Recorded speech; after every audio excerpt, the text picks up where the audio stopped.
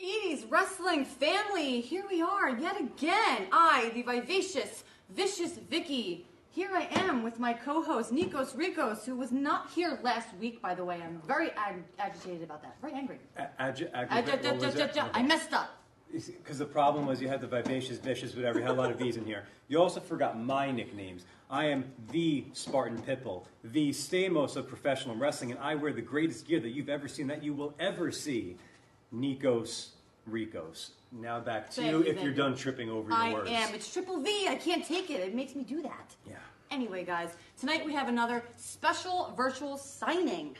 A distinct voice in the wrestling industry, and now a distinct voice for the Florida Marlins, Mr. Craig DeGeorge. Yeah, this is Who else? Who else? Cowboy Bob Orton. Legend. Hall of Famer. But Craig DeGeorge, just real quick. So this is a rare one. This doesn't really happen often. So, I mean, you know, we get a lot of awesome like Hall of Famers and whatnot. Absolutely. People, I mean, who doesn't want to meet whoever's going to be at this table? But that's right. Craig DeGeorge, he's not, I mean, this is a busy guy. He's not around a whole lot doing these signings. So this is a very rare opportunity. It is. And as you know, 80s wrestling family, before we get into it, it is not too late to get those orders in for this rare opportunity. 80swrestlingcon.com. Get those orders in right now. Oof. Sense of urgency, folks. It is a sense of urgency. You have to get those orders in. Come on, guys. What's coming up on, because this isn't the only one for the week. Yeah, before we get into the history of Cowboy Bob Orton, whose son is arguably the best in the business right now, just saying, before we get into the history of these two guys, we want to let you guys know that on Virtual Mania, that is coming up, guys. Okay, so let's be real here. We have Orient Express, Haku, Jake the Snake, Skinner, and Max Moon. This is going to be an all-day event. What day is it again? March 28th, I think. This Sunday. Yep, March 28th. That's right. I'm still debating going up to Haku and trying out the tongue and death grip on him. See how that feels on the king. But I don't know how that's necessarily going to go. My suggestion to you is don't, because you might be the Spartan Pitbull and whatever you call yourself. Just be careful. All right. You have a career ahead of you. Just an idea. It is an idea. I think it's a great idea. I think it's a great idea. So let's get into the two gentlemen we have here today, right? Whew. I will tell you, having these guys in wrestling who have paved the way for not only wrestlers, but announcers. Am I right? Absolutely.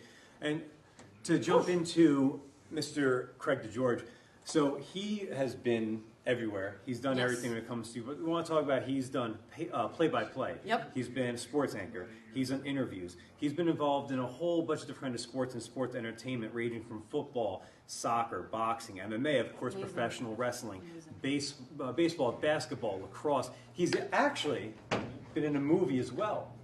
See, that I did not know. I did not know that. Here Comes the Boom with Kevin James. Get out of town. Legitimately. So not only has he announced legitimately for sports, he's also announced on the big screen as well. But going back to his career, but he started off Madison Square Garden intern, and that parlayed him into working for the WWF going back to 1987. Just goes to show how important internships are. If you really want something, and if you're really good at it and you work hard at it, you will get noticed. Absolutely. And this was a guy who was grinding it out day in, day out. But obviously you see where it led him then and to where it's parlayed into his career now.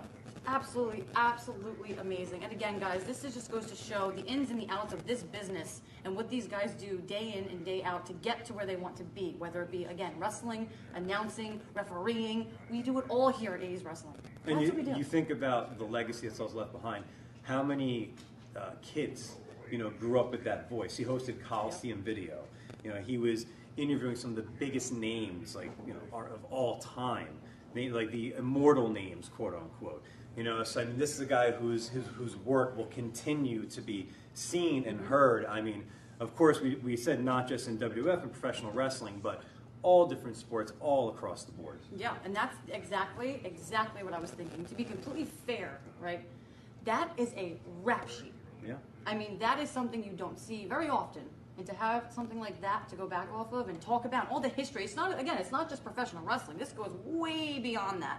That is impressive, guys. That is impressive. Now, what about our other? I get excited. Hall of Fame guests? So, again, as I said, Cowboy Bob Orton, again, a legend just in the name alone, the family alone. It is absolutely incredible. First of all, let's just go here. I wish my father loved wrestling as much as I did, and to have my father be a wrestler. I've envisioned that when it came to my dad, and if he was a wrestler, and then I quickly remember exactly who my dad is and what he looks like, and realize that it is nothing but just that. It would have been cool. I can slightly agree with you on that. Yeah. I can slightly agree. But again, this is amazing to have the family tree be involved in a business where they all love so much and learn off each other, bounce off one each other, you know. It's just evolved even. It's just the name evolved over time. And it's incredible. It's absolutely, absolutely incredible. So if you have anything that you can give me that we can talk about, the incredible career. How about something that he did back in the day, his finisher that we see legitimately on a weekly basis across, I mean, just about every single wrestling company, whether you're watching on TV or social media, YouTube. I mean, how often do you see on a nightly basis, forget even weekly, as I said, on a nightly basis, the infamous superplex? Yeah, I know. How often do you see it? My hand was up. Nonetheless, that his son does it. But the fact that, I mean, you see that move no matter how many cool moves, no matter how much crazy athleticism that we see evolves over the years, that superplex started with him, and it certainly ain't going anywhere. That move still gets a reaction to this day. It hurts like hell for the person giving and taking. I've been there, done that before. So I want to talk about legacy. Just imagine creating a move like that was big then, it's big today, and it will continue to be such a staple of wrestling. Have you done a superplex? I have. Amazing. Have I? No, but I'm getting there. You haven't taken a superplex? I mean, I don't know. How high is this table? Because I'm thinking when we're done. I'll do it. I'm down. Okay, well, I'm not down. doing that. That just sounds I'm down. stupid, crazy. Again, talk about legacy as well. So he had something that separates him, amongst other things, from any other wrestler ever. The infamous cast. Started with a legitimate break, and then magically that arm really never got better.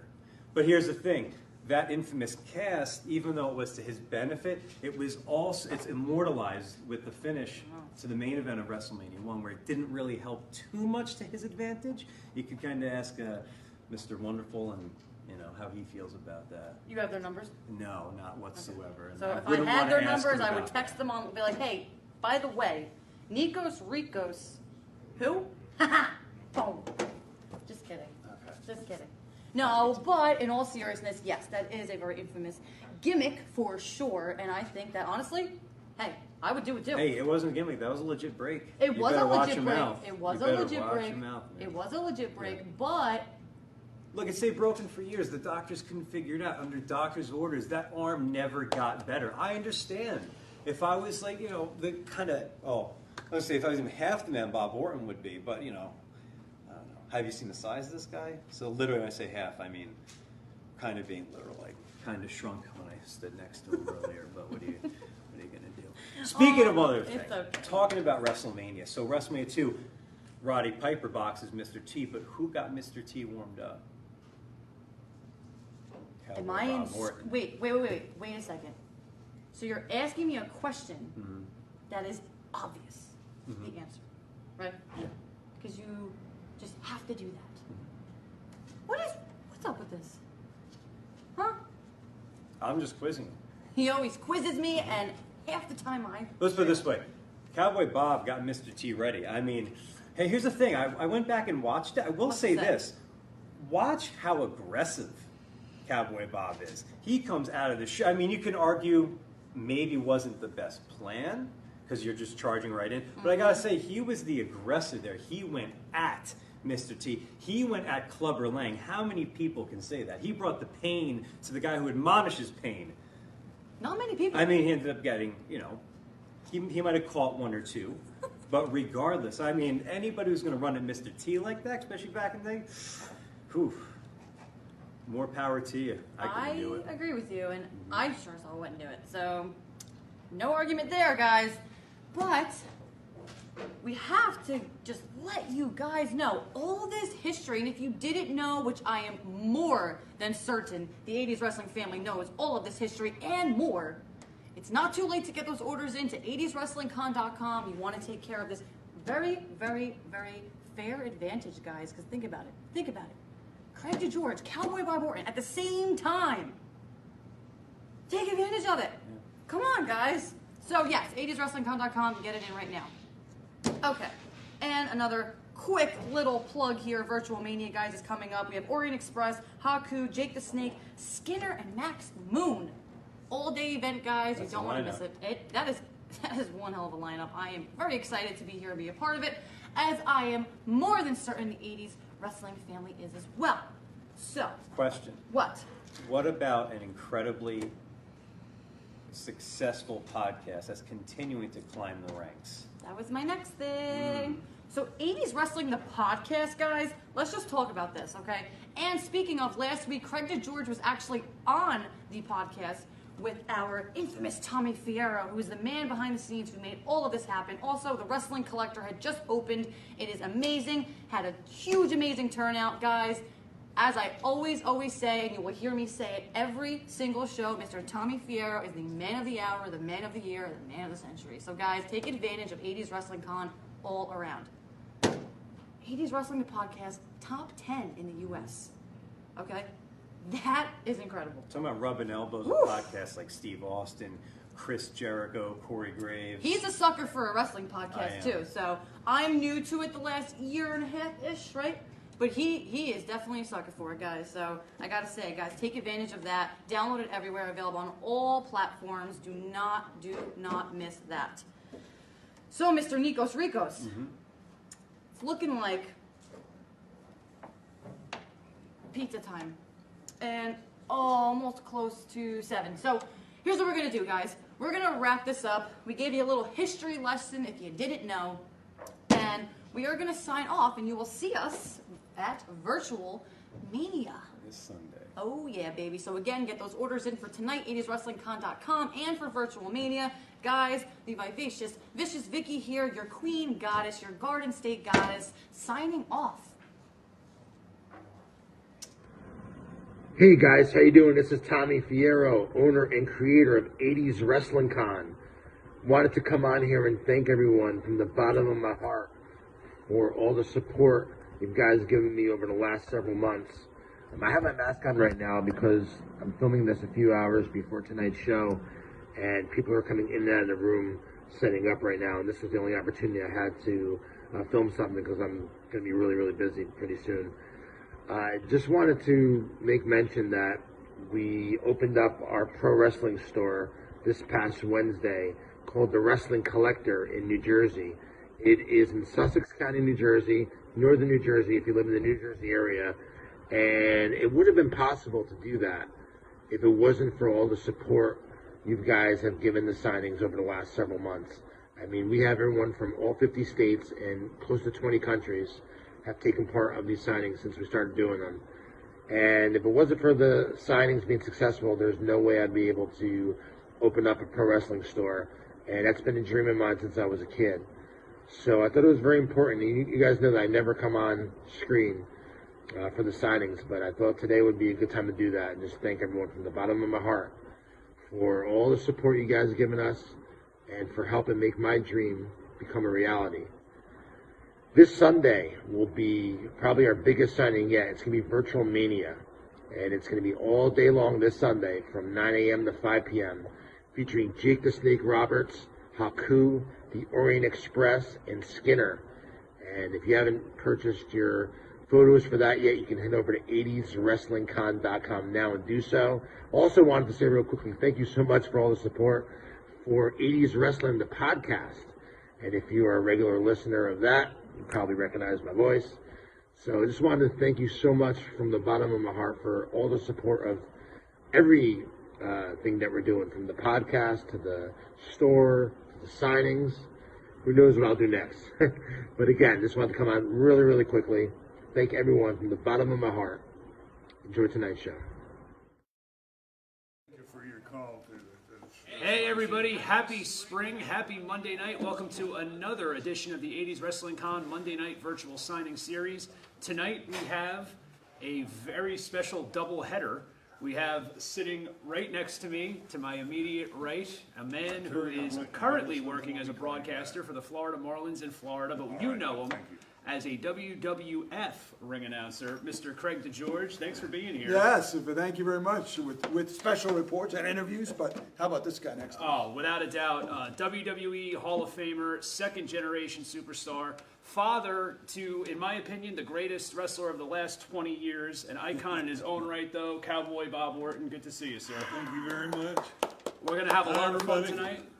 We have 3 hours of so much memorabilia, photographs. You can go to 80swrestlingcon.com, place those orders right now. Check out all the upcoming signings that are going to be listing. We got the chat going right now. If you have any questions or comments, any memories you'd like to share about seeing Mr. DeGeorge, seeing Cowboy Bob Orton, we can get to that. We can talk about that. Keep in mind, though, this is not a shoot interview. So share your memories, share your comments, have your fun. But it's really all about getting those shout-outs and going to the website and placing those orders. Did I tell you what I brought, by the way? Take a look at this, baby. Oh, we have to make it official. It doesn't really fit as well. Bob, how does your clothing fit today? Is it all right? Is it? Well, I bought new stuff. I couldn't afford the new stuff, so I still got the same old jacket. So, but I'll put it on just for old time's sake. I don't want to put in the camera shot here. Yeah, you're right. But this you're is the same jacket we wore on Wrestling Spotlight, Wrestling Challenge, and Wrestling Superstars. This light blue color was different than the blue one that I have on up here. That's the blue. We got 2 jackets, same yellow shirt, and 1 red tie. And the boss himself, Vince McMahon. Yes, he wore the same jacket. Vince had the special, I can't even get it on. He had the special Yes, three-piece you need some help. red suit edition. But here it is, doesn't fit, but there it is. All right, looks good. Still looks like you could wear it, somebody, except for, you know, I'll put it on the side, we'll A little show bit it of later. wear and tear. Yes, but anyway, there it is. Yeah, because you don't Pretty do a cool. lot of these signings, so this is like No, it's the first one I've ever done, actually, so. so this is an exclusive Yeah, right here for 80s absolutely, Wrestling yes. Con. Very cool, so I'll show you the jacket later if people want to see it. All right, so the chat is blowing up already. Michael Bloomingberg goes, I remember Craig being hoarse at WrestleMania 4. Must have Yes. been one crazy day. No, I'll tell you what happened. Do you remember WrestleMania 4? And I wouldn't The convention? You were not at Three WrestleMania. was my So you, last one, you yeah. might be on the pay-per-view? Correct Three him, was your correct last him in the one. chat. Correct him in the chat. All right, no, WrestleMania 4 was in Atlantic City. It was obviously early April. And I had the pleasure the day before of hosting the 5K run outside. What was cool is I felt like an athlete. I just like the wrestlers. I still have the Reebok gear they gave us, sneakers, the tire suit. It was really cool. However, it was about 43 degrees out and rainy. And I am seated in the rain all day. And by the next morning, I had no voice. They couldn't have you in one of those rickshaws and just like have It's you. just, and have for you- of all things, for WrestleMania 4 on Coliseum video. So when Gorilla threw it to me, I said, Gorilla, I had a rough night last night here in Atlantic City. I even lost my voice. Oh, wow.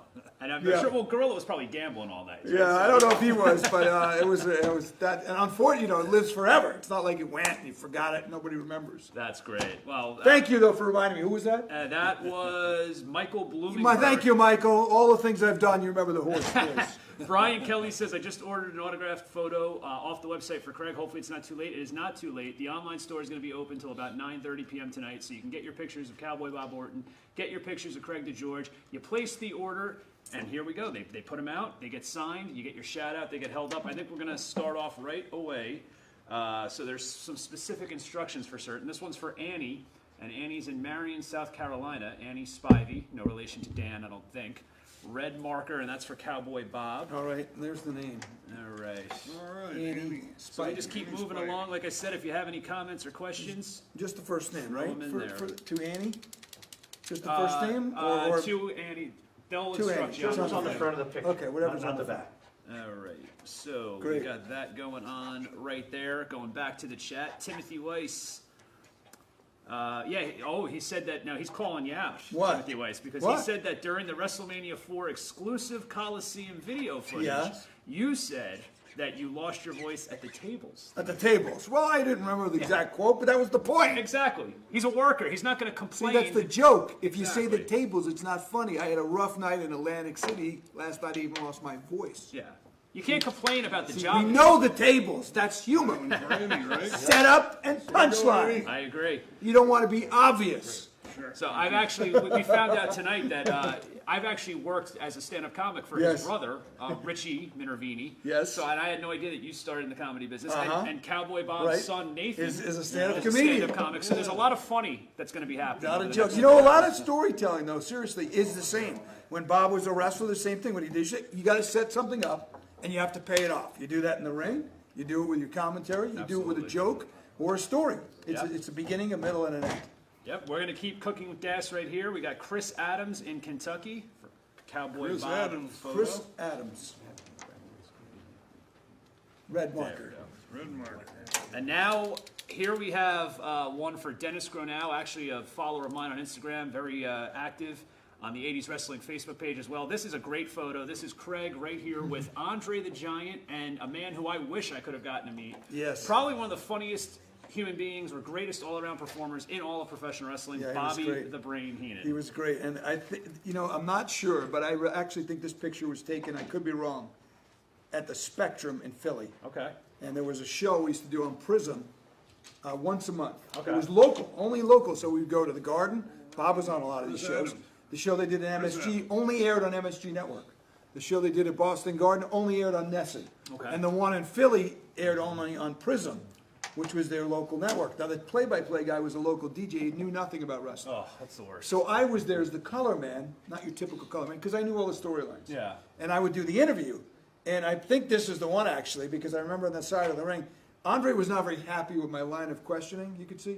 And he had a way, remember he was sort of deliberate, Bob? He would talk and stop. And my arm's way up here, and I thought he was done talking, so I had my arm up here.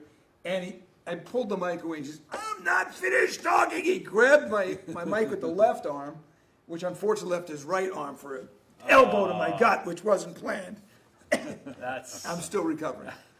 that's actually a question that I could ask for Cowboy Bob because you brought up the local DJ. Yeah. How often? That's a blue marker, not red. Blue. Oh, that's a blue one. Okay. So how often was it though that you would have to deal with these local DJs that weren't smartened up, that would try to be funny or whatever? Like, were there specific sets of rules or instructions that you were told on how to handle those guys? I didn't deal with them at all. Roddy took care of all that stuff. There you And go. believe me, when I say took care of it, Roddy took care of it. There we go. Speaking of, here is the late great Roddy Piper. This was for Boxing Bob.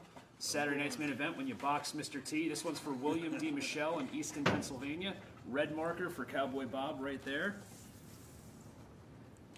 Alrighty. A lot of these Andre and Bobby Heenan photos. That's a good Comments and questions coming in. Oh, just signature. Here you go. Thank you. All right, I'm going to give you this stack here. Yes. This is for What do we got? David Azolino in Malden, David Azolino, Massachusetts. good, a nice Italian boy. Dustin Dubuque in Wisconsin. And blue. That's blue. And Chris Gatran, I believe that's an R. Chris Gatran in Denver, Colorado.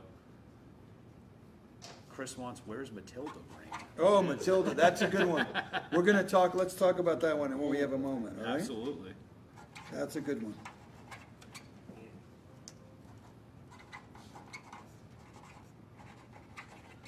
So, yes, we're going to be here for 3 hours, but as you can tell, we're going to get a lot done. Keep those comments in, the questions coming in. If we can't get to everything, don't be discouraged. Also, if you join this chat at any time, because we're live on Facebook, a question or comment that you're willing to share may have been asked already. So you just go to 80swrestlingcon.com's website in the next couple days, and you'll be able to watch Chris, this full where's Matilda? 3-hour signing. So you remember this story, Bob? The Matilda disappearance was after you left, I would say. I think British so, Bulldogs because I don't remember Matilda. got dog napped, as they said. It Oh, was- is that It was the Bulldog's dog? Yeah, the dog, Matilda, that little Well, I bulldog. might have been there, but Did I you ever just get didn't bit by that remember the bull? dog. That- No, I stayed away from the dog. Bulldog, yeah, man. Well, that dog, we actually, this is kind of funny because the ASPCA got involved when Matilda was disappearing or not in good health. And actually she was, quote, disappearing. And so I got a letter in the mail from the WWF with the head, the logo in the left corner, typed out, 2 announcers, all of us got it. Of course, there was no email in the day, there was no texting. Do not, whatever you do not use the term dog napped when referring to the disappearance of Matilda. Serious. You cannot use it. The ASPCA is on it. 3 days later, first show, 2 minutes in, well, McMahon, Matilda was dog-napped to Jesse Ventura. You can't get away with anything. He probably did it on They purpose. just sent us a letter. Yeah, knowing Jesse, he did that just to Yeah, ruffle probably. Vince's feathers. So Matilda's doing fine. And then when Matilda got better, we put out, I had to do an update. Remember those updates you used to do Yes. at the desk? And we had to do an update on Matilda. And we had an address. You would send a post office box 752, Stamford, Connecticut, whatever it is. Get well, Matilda. Okay. Thousands. Matilda was fine. Never, nothing wrong. Thousands of letters pouring in, postcards. How is Matilda? She was okay. Bobby insisted he had nothing to do with it. That rat-infested mutt that he called. Was it hard to not break when interviewing a guy like Bobby the Brain Heenan? Did he ever? Not really. I don't think so because you were in the moment. Yeah. Even for me as the announcer, you were kind of in the moment, like an actor would be in a scene, and you know. I could just picture him being the type to go out of his way Yeah. to try to. Oh yeah, it happened. It would happen more in the local interviews. We had a lot more flexibility than when Vince and everybody were watching on the big TV show. Yeah. This is for Angie in Piscataway, New Jersey. Red marker for Cowboy Bob. There we go. The next couple ones coming up, Cowboy, are red. So we're in luck with that. I like to try to keep them all organized. Thank you, Handsome Ian, for your help on that. Gary Lee Truman is bringing this up, and I have to bring it up. I didn't get a chance to watch all of it last night because I saw the clips. Cowboy Bob, they're wanting to know what you think about the storyline between Alexa Bliss and Randy Orton. It's a little interesting, huh? Yeah, it's fun. It is fun. It's something Put it a different. little You lower. never betcha. Like it lower on the right side, or because they put a frame on it. What'll really be interesting is when Wyatt gets back. Yeah, I believe that they did bring him back last Oh, night. I right saw now. that in the Oh, clip. okay. I don't know. I have All to right. watch tonight when I get home. I have to watch that and the Stone Cold Broken Skull sessions with Randy. That was on last night as well. But I didn't get a chance to watch it last night. I will be watching that tonight. Yeah, I missed that too. I didn't even know it was on. Okay. Will they play that again? Oh, that one too? Yeah, I believe it's on the network. WWF commentary. Okay, gotcha.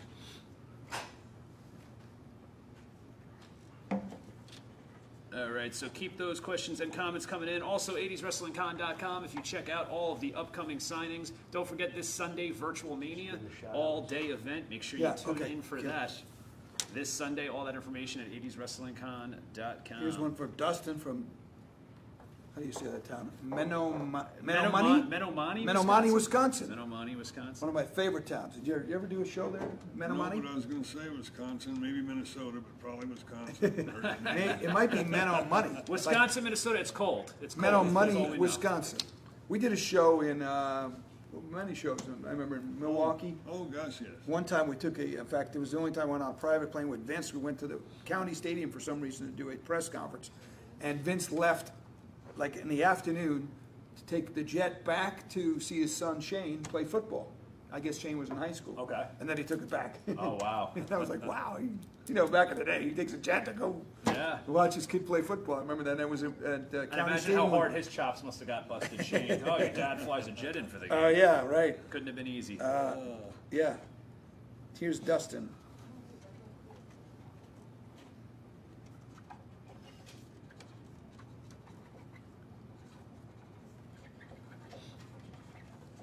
So keep those comments coming in, 80swrestlingcon.com. Lots of great upcoming signings coming up.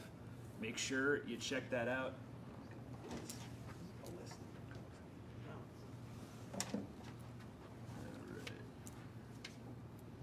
Nigel and Rebecca from Denver. Denver, Colorado. It's a good town. Is that a good wrestling town, Bob? Denver, the Colorado Oh, yeah. area? Yeah, it was Yeah. sold out almost every time we went. We used to wrestle there for Vern Gagne, maybe once Yeah. every 6 weeks or so, and then the same for Vince.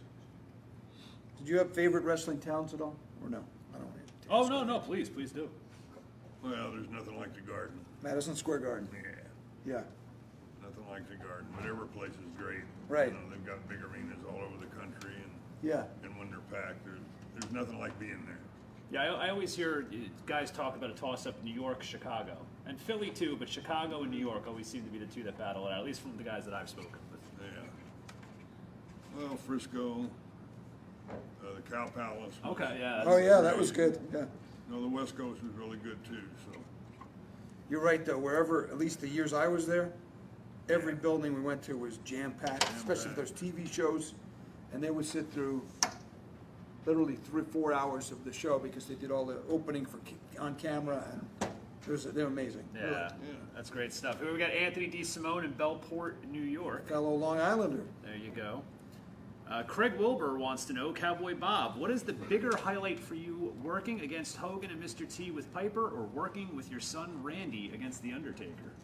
Wow. That's a hard one, right? That's a toss-up. That's a toss-up. But when your father and your son's out there, there's nothing like being, especially at ringside, where I was right next to the ring, talking right next to the ring.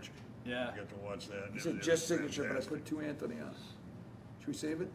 We'll do another one. You know what? Let's get another Anthony out there to call and save that.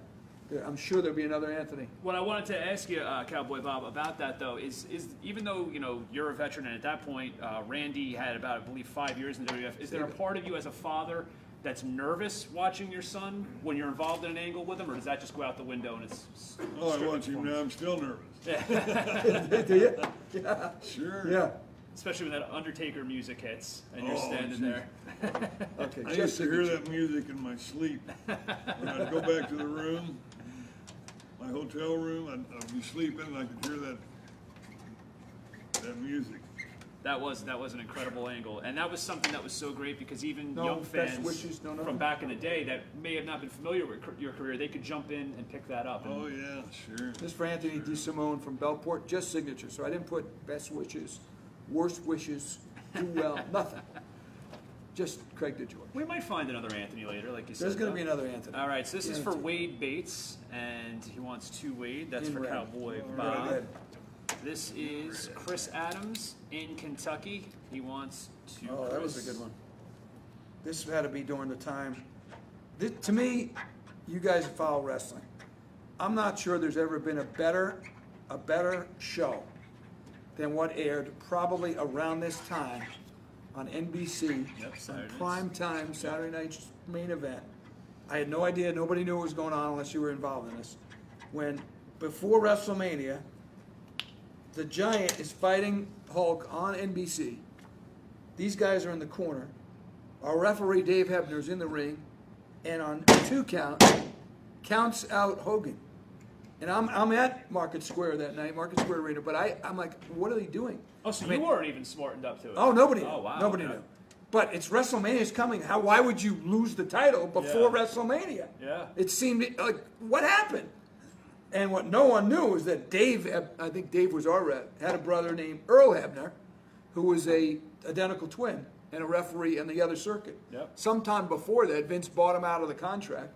Yep. With whatever, it was a Southern promotion. He was in Jim Crockett Promotions. Jim Crockett Promotion, bought him out of that, kept it secret, kind of hid him in there, and then so it was the identical twin who was in the ring, but nobody knew. And then all of a sudden, somehow, Which I Dave, loved Hogan's promo afterwards. Yeah. They paid him, Ted DiBiase paid him to have plastic surgery, which is like, looking back on it, so ridiculous. they throw him in the Go ring. away. Now don't forget, Dave Hebner was one of the refs. It wasn't like you just found 2 identical twins. Dave Hebner was one of the refs forever. A memorable face. They bring the 2 guys in there, and now Hogan's holding them up. Oh, which one is it? And then they went through and it was spectacular. And the fans bought into it. Who wouldn't? You're not hearing commentary, so you're like, what is this, a Spectacular. mirage? Oh, I didn't hear it, but it was on NBC Yeah, Live. yeah. And, what's going on? Well, I meant oh my the fans in God! attendance. Like, they're The like, fans, what the hell yeah. am I watching? And then you see who's the one, and then of course one double crossed the other. And great storyline. Always great Yeah. stuff. Cowboy Bob, this is... By the way, Jack Tunney had to come in and get involved by the bylaws. By the bylaws, we have now determined that it's not a change of the championship.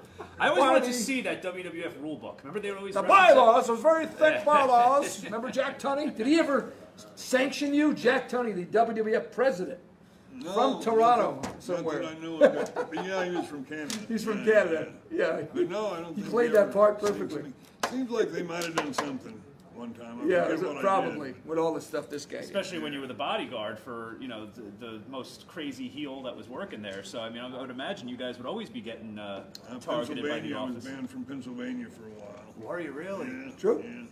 Banned from the state of Pennsylvania. Wow. Couldn't get a license for a while. I think it was a year. Oh, wow. Well, Something me and Orndorff did. Forget what? Well, who needs Pennsylvania? Because Liam Evans in the United Kingdom, he's got a picture that he wants signed by the Cowboy. All right. Chris in Berea, Kentucky. Thank you. You got it, buddy.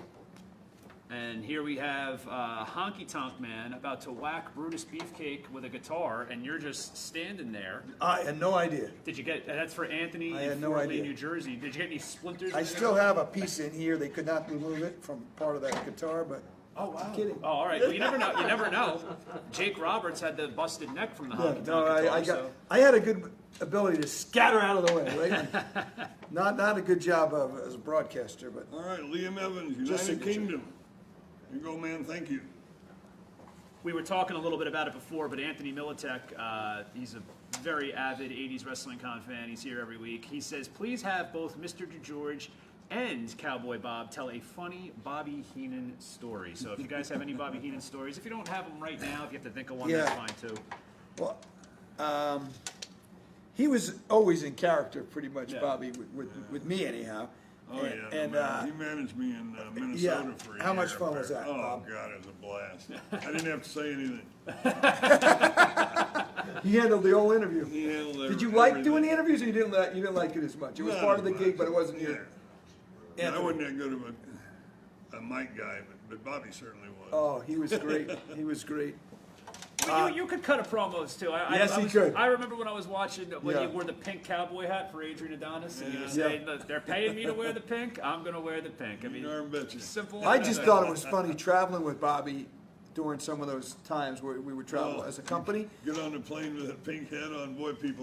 In that case, or Bobby had this neck injury and he had to wear that brace for like 4 months. Everywhere he went, he had nothing wrong with his neck, but he had to wear that brace everywhere. It used to crack me up. Yeah, I mean, on a plane, everywhere you went, walking in the airports. That's great. Matt Stevens in Taylor, South Carolina. That's for Craig.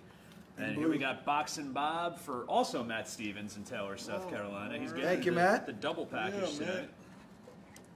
Red. 80swrestlingcon.com. While they're signing, we're just going to plug some of the upcoming signings we have coming up. We're going to be back here for Virtual Mania this Sunday. There's so much great talent that's going to be a part of that. We got Haku, we got Jake the Snake Roberts, Orient Express, Max Moon. We got the whole list, 80swrestlingcon.com.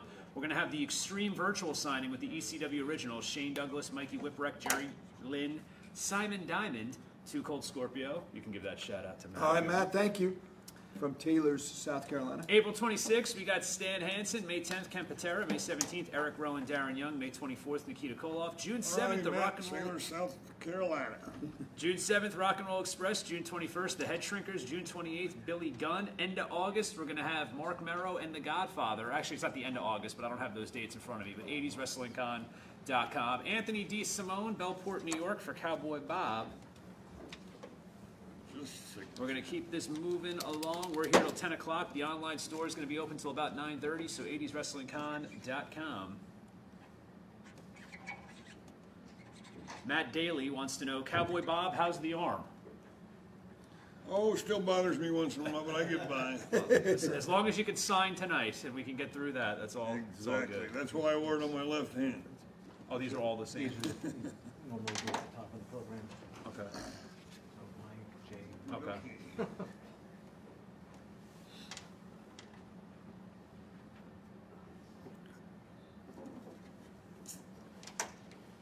J.R. Sanchez, Craig, I loved your promo with Bobby Heenan at WrestleMania 4 when the dog handler. I'm reading it as he's Yes, saying it. So I'm trying- yes. When the dog handler, and that was it. That was a Coliseum video exclusive. Yeah, That I was not think on we the went network. to his suite, knocked on the door, surprised him with a crew. Okay. What are you doing here? I know who you are. I know you very well. And he was pissed. And we were coming after him to find out what happened with Matilda. That's it great was stuff. an investigative report. We never really got to the bottom of it, which is a sore spot. You and I were talking about this a little bit off camera, and you know, I was a young kid at the time, but I would always go back and watch the old tapes. It's funny because certain things you don't really remember, and then your memory gets jogged. Like Oh, now, yeah. I totally remember the whole It dog was a napping big deal. Matilda thing. It's a big deal. It's Matilda wild. was gone. Craig The Bulldogs were Wilbur. upset. Craig Wilbur in Windsor, Vermont. That's for Cowboy Bob. All right. He might be a cowboy named Craig Wilbur. Now, this is actually somebody who you know. This is Jay from 80s Wrestling, the podcast. Oh, We're on yes. the show. Absolutely. Check out 80s Wrestling, the podcast on iTunes. It's actually in the top 10 in America. That was for all fun. We did wrestling that podcasts. last week, yes.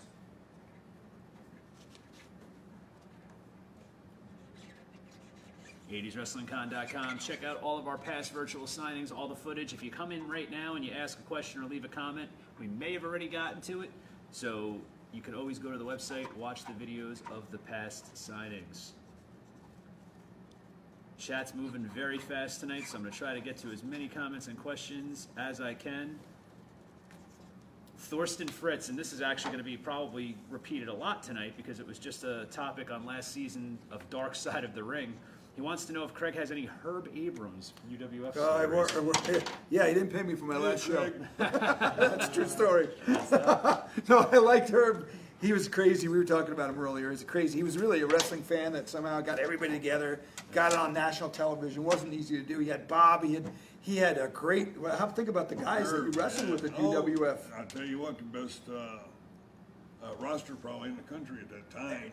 As good or better than the WWF because he had all named guys. Yeah. All the guys that were just on the WWF now were on this. It was on Sports Channel America. I got to do the show. For me, it was great because I worked with Bruno Sammartino and Lou Albano, and who I didn't know because Lou was not at the WWF when I was there. Oh, you must have just missed him. I just missed him. And I was always like, geez, I would have loved to work with him. And then I, crack the George, just have him go, crack the George, with that rubber band. And Herb was crazy running around. He didn't like perfume. He was very careful. The handles, you had to clean off handles before you opened limos. And he was a bizarre guy, bleach blonde, and did some kind of a pay-per-view. I think we had 4 viewers in the west coast of Florida, the Beach Brawl. But So he used to tell his ladies not to wear perfume? I think he was married, but if you had perfume or lipstick, couldn't have lipstick on. Don't go near. He was a bizarre guy. Strange guy. Guy. God rest his soul. All right, Yes. so we got Mike from Howell. Mike from Howell, that's for Cowboy Bob. And also he's got one from Mr. DeGeorge. All right, Mikey. From where's he from? Howell, New Jersey. Howell, New Jersey. Yeah, we're saying Howell. Ian and I are Jersey guys, so he just puts Howell, and I know Howell, where it is. Howell, New Jersey. Shame on me. Can anyone name the New York Ranger by the same name? Anybody? Great. In the back? Harry Howell, Hall of Famer. All right. It's great. Before my time, too. But. I know Jim Dowd from the Jersey Devils. So that's about as far as my hockey knowledge goes.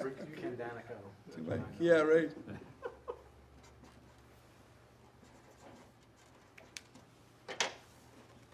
All righty, Mike.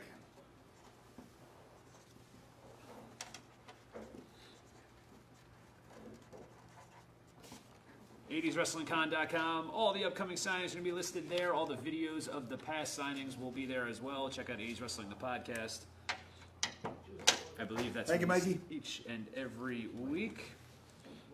All right. Now, these are also for Jumpin' Jay from the 80s Wrestling podcast. Okie dokie. Mr. Orton and Mr. Silver. George.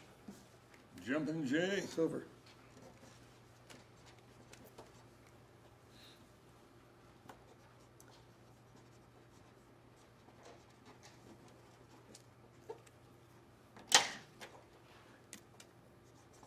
So while you're signing that, Craig, I'll ask you, because we were talking a little bit about this off camera as well. Right. How difficult was it, or was it difficult at all to make the transition from the wild world of professional wrestling into baseball and hockey? And did you get some, I don't want to say heat, that's not the proper term, but did the guys bust your chops a little bit about it, knowing that you came from that crazy A little bit. The hardest part was the other athletes stunk at interviews compared to these guys. Yeah. For them it was a pain. Another interview. For these guys, it was all promotion. Yeah. So they were great. Yeah, because that's how they made their money. It was an talking easy people. interview. You couldn't ask a bad question. Yeah. It was unbelievable. So that was probably the biggest difference. But for the most part, a lot of these guys were also fans of WWF, so it actually helped me. Oh my God, you're the guy who did that, or somebody. That's cool. Or one player would tell another, and then they would look at a video or something. So That's great. yeah, it was pretty cool. Jay, thank you. Jumpin' Jay. And this is to Jay, and this is for Mike Tarras. I'll let actually. Okay. You know what? I'll give you this one from Mike Tarras because you have Mike one as well. Tarras is here. Trying to keep them all In silver. Can we just separate them? Maybe have Bob in one stack, what Craig I in the other. thought, yeah. Perfect. You're the best. You know it. To Mike.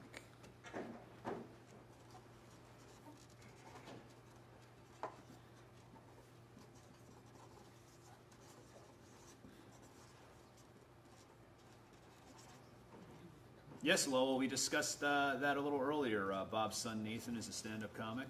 We've never worked together, but I have some mutual friends that have. I'm sure eventually we'll be working together as things reopen in the New York, New Jersey area. Have you gotten have you gotten a chance, Mike? Have you gotten a chance to see your son perform at all? Oh, yeah. Oh yeah. Yeah, he does the comedy club when he comes back home to visit. Oh, that's cool. In Missouri. Yeah, he does the, gosh, I don't know the name of the Yeah, darn things. I go, but The comedy club, yeah. Yeah. And Hell, that probably is the name, the comedy club. yeah, it could be the Improv, it could be whatever, you know. Right. So Mike Tarras, that's for Cowboy Bob. I think you just got him. And so this is for Tony Aragon in Santa Fe, New Mexico. New Mexico. That is a place that I know the guys went. I never went there for a wrestling show. New Mexico. You only probably did the TVs, right? You know, the big TVs? I did the big TVs every 3 weeks. We would shoot the shows, 3 weeks of Superstars and Challenge. Every 3 weeks, they would be in a city 2 hours away. It could be Paducah, Kentucky, and St. Louis, or Cape Girardeau, Missouri was, yeah.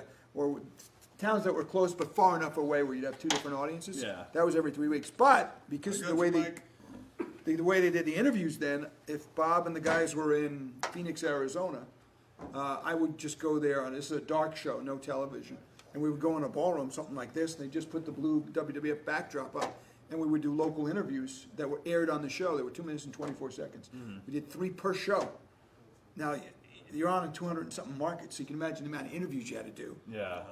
Customized, right, Bob? I mean, it was crazy. Each Yeah, guy would do different 20, show 25. Yeah, Shows went to different cities, right. and promos were all, now it's nice. Yeah, It now goes they do everywhere. a broad They one. just But do this one was promo neat and got because it they would done. say, we're coming to Madison Square Garden, come on in. And usually guys like Bob would warm up with smaller cities and then bring on the Garden, bring on the Spectrum, bring on. And they would just put the card right under the mic. There was no scripts or anything. So you'd cut basically the same promo and then just change the name of the town? No, they did No, individual. you got a different promo for Yeah. every No, what I town. mean is just that would they be working the same guy? Sometimes. Okay. Yeah, might do 20. Sometimes, Yes. sometimes not. Yeah, sometimes. It could be whoever the latest feud is, but the guy wasn't stuck to any script. He might, you know, he might personalize it for that market or say something different, or he could say the same thing because you wouldn't know. You watched it in Springfield, Missouri, and they're also coming to you in Pensacola, Florida. Yeah. You know, until they messed up and would send Springfield, Missouri into Springfield, Massachusetts market. Which happened every now and I then. could imagine that happening because back then it was just some guy working The at wrong TV markets, station. yeah. Yeah, he's not checking. He's just popping the tape in. Wow, Yeah. That's Well, actually, whoever's editing, you know, they had to edit them, you know, Yeah. exactly that show for that market. Yeah, I don't know. It could just be a delivery issue a lot of times. Yeah, That's interesting. sure. I never thought of that. Yeah. Which is kind of funny now if you think about it that everything is so scripted because, I mean, with what It you was guys great like that. handled back Yeah. then off the cuff, if you could Right. handle 200 different interviews, Yeah. like the Yeah. fact that they script things now, it's very interesting. Yeah, all they had is the card and a magic marker. It was an 8x11, black little line. Remember those in between? You know, Hogan versus whatever, and then hold the card. You'd list the card pretty much, whatever you wanted to say, and then after 20 seconds, that bring on the guest, Wow. and or the manager or whomever it was, in full gear. I mean, it was 10 in the morning, Yeah. wherever you were, but they would come out in gear and do the promo. Interesting. Every 3 Yeah, weeks. every 3 weeks. Yeah. This Every one's 3 for weeks, Colt Campbell in Uniontown, Pennsylvania. Got boxed. Bethlehem. Yes. Was that other town? Allentown and Oh yeah. Right. Bethlehem. Yeah, a lot of the tapings were in Allentown, right? Wasn't that like a hub? And then wasn't Hamburg? Hamburg. The Hamburg Hamburg's Fieldhouse. one. Sure, Yeah, yeah. sure. Hamburg and Allentown. I did a couple of indie shows out of that Hamburg Fieldhouse. Building's still there. All right, so this is a question from Matt Stevens. I believe he just signed for him. He has it for both Bob and Craig. So he says, Bob, who is your favorite guy to wrestle? And then Craig, who is your favorite to interview? Do you have specifics? Well, in my day and time, everybody I thought was really, really good, and there wasn't very many guys that I didn't want to get in the ring with. You know, because everybody was good, but of course, you know, when you got in there with Hogan or somebody, you know, Yeah, it made things, you know, so much easier. absolutely. Excitement. But yeah, you know, shoot. I was. used to love yeah. to perform, and I just went out and You did. I loved to perform, no matter who I was with. It didn't matter. That's great. My main objective was to tear the house down and have the best match of the night. It's a good objective to have. That's what I did every night. Yeah. What about you? You have a favorite interview? I used to get to do some of these interviews, you know, in the on the stage. Tony from Santa Fe, thank you. We did the interviews right in the audience, in the crowd on this platform, And so there would be 18,000 people, and sometimes you'd bring on Hogan. And of course, look, all these guys were great interviews. Like I said, they were all great. But when that music is playing with that song, and the fans are going nuts, you can't help but have the adrenaline going for that. And it wasn't much of an interview. Hey, Hogan, coming up, blah, blah, blah, blah, blah. And then he takes it away. It's not like I'm asking 9 million questions. Yeah. But it was exciting. To me, those interviews were exciting. Except the time I came out one time and my button had popped right before the interview. Brought the guy on. I don't remember who it was. I do this little intro, no script. Just the music stops. Okay, now what? Uh-oh. I see the shadow of McMahon walking toward me. I'm like, oh my God.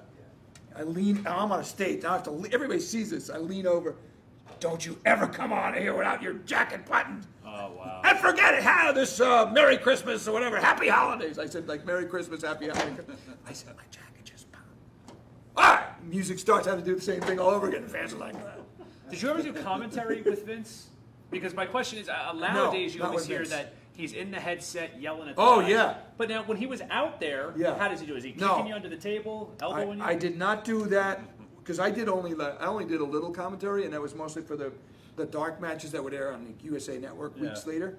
When I did get that, what you're talking about is when I worked for the XFL. I did football. Okay. And Bob Golick was my color commentator, and I didn't catch Vince till the third week. So I talked to Matt Vaskurjan and the other announcers. They said, have you done a game with Vince yet? I said, no, what? Why? He goes, just wait. I mean, what do you mean, why? Oh, wow. He's in your ear like the first half, every play. Tell me something about the running back. Tell me something about this. I'm looking at Golick like, is he doing it? Yeah, every play. See, I could see him maybe doing that with you because you had worked with him prior, Yeah. but Oh, Matt no. Vaskurjan and all these other, professional Yeah, sportscasters that never had the pro wrestling background. Yeah. Like, I could see him thinking I could take No, this it was a guy. bigger deal with them. They were on the #1 show. I was on like the third. We had 4 crews. I was on the third They crew. must have hated him. But we'll tell you, later in the year we did a game in San Francisco, and it was nothing. Yeah. He got the hang of it after a while. But tell me something about this. Tell me something about that. It was almost like you were trying to, talk to this audience and satisfy Vince. That's great. Yeah, because whenever I watch those old pay-per-views where he's commentating, I'm like, well, who's yelling at them? Because always. Yeah, when he was, that's probably why he gave up the commentating, because he liked to, keep check on what was going on. All right, I got one for Cowboy Bob. This is to Bill, Tanya, and Kyle. They're in Texas. All right. Converse, Texas. 80swrestlingcon.com. That online store is going to be open until 9:30. Also, guys, if you're in this chat right now and you want to share this on your Facebook page, click the share button because there might be a lot of wrestling fans on your Facebook feed that you don't even know are wrestling fans. They're going to see this, and then they might want to jump in, get their autograph from Craig DeGeorge and from Cowboy Bob Orton. So 80swrestlingcon.com for all upcoming signings. Also, don't forget this Sunday, the big Virtual Mania all-day event. We're going to keep moving right along here. These guys have a lot of stuff to sign. This is for Marshall Hodge. That's for Craig. In silver. All righty, Bill, Kyle, and Tanya. Thank you. All right, Cowboy, this is for James Savage in Elmwood Park, Illinois.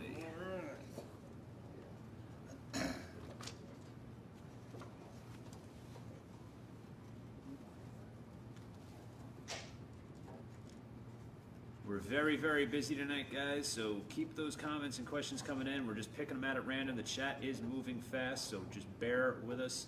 I'm going to try to get to as many as we can. All right, Marshall from Marshall Hodge there. There you go. Thank you. All right, Sly Fitzenko.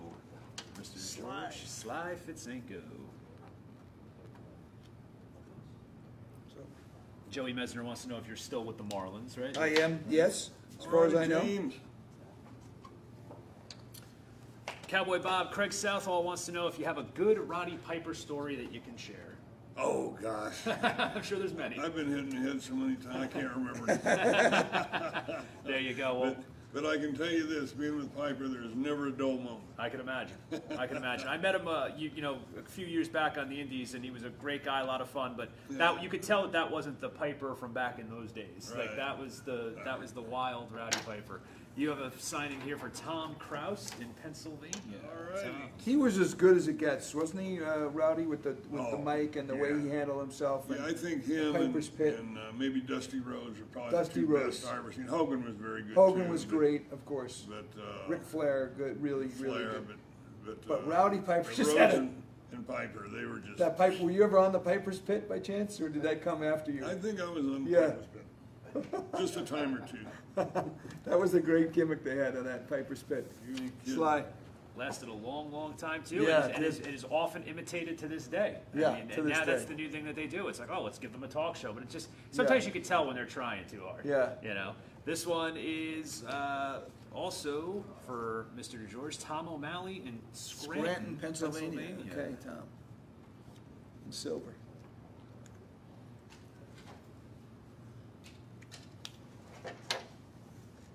All righty, Tom.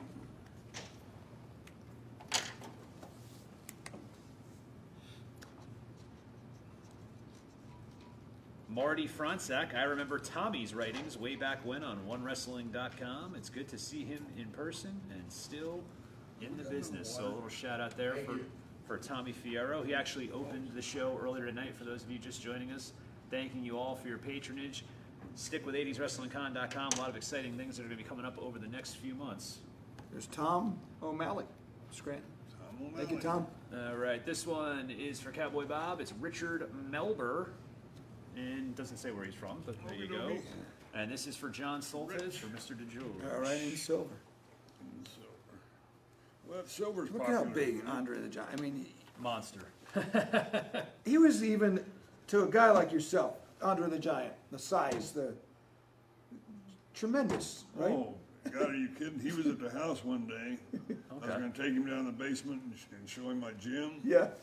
And he took a step or two, grabbed the rail, and just rail No. snapped like a toothpick. Wow. But he dated my sister for years. No, did he Oh, really? yeah. Which you didn't find out until after. And You never- she never told me, believe me, I asked. But Andre's one of the nicest men you'd ever want to meet. I mean, God, what a good guy. Did you know he was dating your sister, or did you find that afterwards? Oh, no. Yeah, but that's one of those things where, like, even if you're a real tough guy, you don't want someone dating your sister. If it's Andre the Giant, what are you going to do? You know? Nothing. Exactly. There's nothing you can do. I want to know, did he pay for the railing? Or you said, don't worry about it, Andre. I take your sister out Oh, my now. God. Oh, yeah, I'm not bringing that story up again. Did you see how uncomfortable that made me when she said that last week? I'm like, oh, where do I go with this? Yeah, Andre was a very, very nice man. Yeah, I've heard amazing stories. Okay, Rich, got you, man. Thank you. All right, this is for Cowboy Bob Orton. Cowboy Bob Orton from Doug Harvey. Tongue-tied there, so there you go. All right. Where'd the name Ace come from, Bob? Roddy. Oh, he gave you that, huh? Yeah, he thought that Bob was too blah. So he said, we're going to make you a cowboy. Okay, great. I went and bought a hat. But I also like the ace because it was like you were his bodyguard, so it was like the ace in the Yeah, hole. Like you were yeah. always there to have his back, so that's pretty cool. 80swrestlingcon.com. Check out the list of all the upcoming signings this Sunday. Virtual Mania coming to you live all day long. This one is to Emil Menard. Now, you're going to get to know Emil, especially later, because we do a Okay. live auction every week. Okay. And Emil Menard is pretty close to undefeated. I mean, he gets into bidding wars. Oh, with is these that guys. right? He's hard to beat, huh? Hard to beat. So Alrighty, he good. has a picture Okay, that man. he'd like you to sign. And I don't know, if you want to sell your shoes later, he'll probably buy You it. probably want to buy this jacket, but I'm not selling it, Emil. Emil, you know what that means? It means get the checkbook out. It means, you know what Ted DiBiase said? Not the case here. Oh. There's no price right here. No, I can't. This is, look at this. If someone came out and said 25 I grand. can't sell it. 25 grand you wouldn't? I don't. That's all right. Okay. I do have the dark blue one. Wait a minute.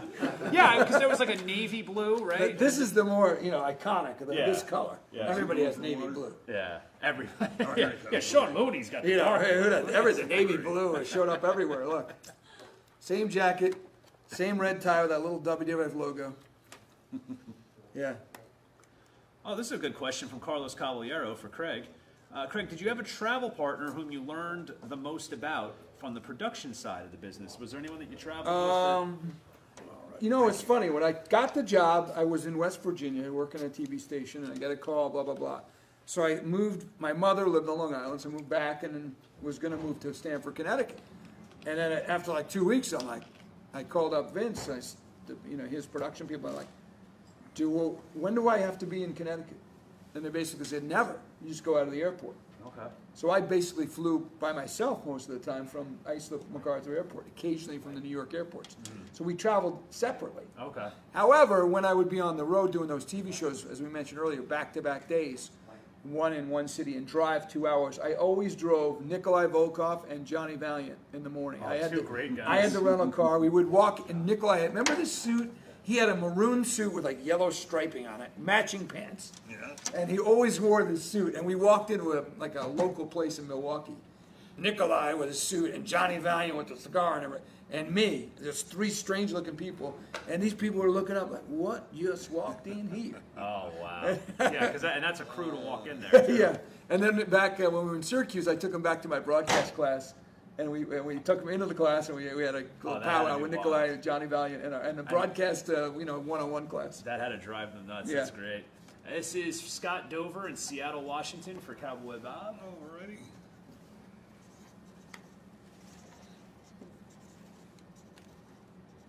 But I like that silver. Yeah, that's the popular color tonight. Kyle James says, you wouldn't even sell it for $1 million? Well, Kyle, unless you're going to Oh, put now up wait $1 a million. minute. I mean, yeah, we could. Don't let's not start be silly throwing now. numbers out there. Probably, Ted's right. Yeah. There is a price. Yeah, let's see your Venmo. Yeah. Alrighty, here's another one. Thanks, Emil. Mr. DeGeorge. Now, do you get that a lot? The DeGeorge. Still. How did that come to be? Wouldn't you just say, I don't like the name Minervini? This Real is Scott my Figure. first show was the Sun Dome. Doug Harvey. But, All right, the Sun Dome in Tampa. okay. Remember that place? The Sun Dome had a little. I don't know if you remember that place. Not to cut you Bob's off, been but so many just while that's places. going on. Go ahead. Preston and River Gibson in East Nassau, New York. That's for you, Cowboy Bob. And so I was only supposed to go and observe. Okay. And about 6:30, Gene Okerlund comes over to me. We're down the hallway in the arena. He goes, "Hey kid, the big guy wants you to do something tonight."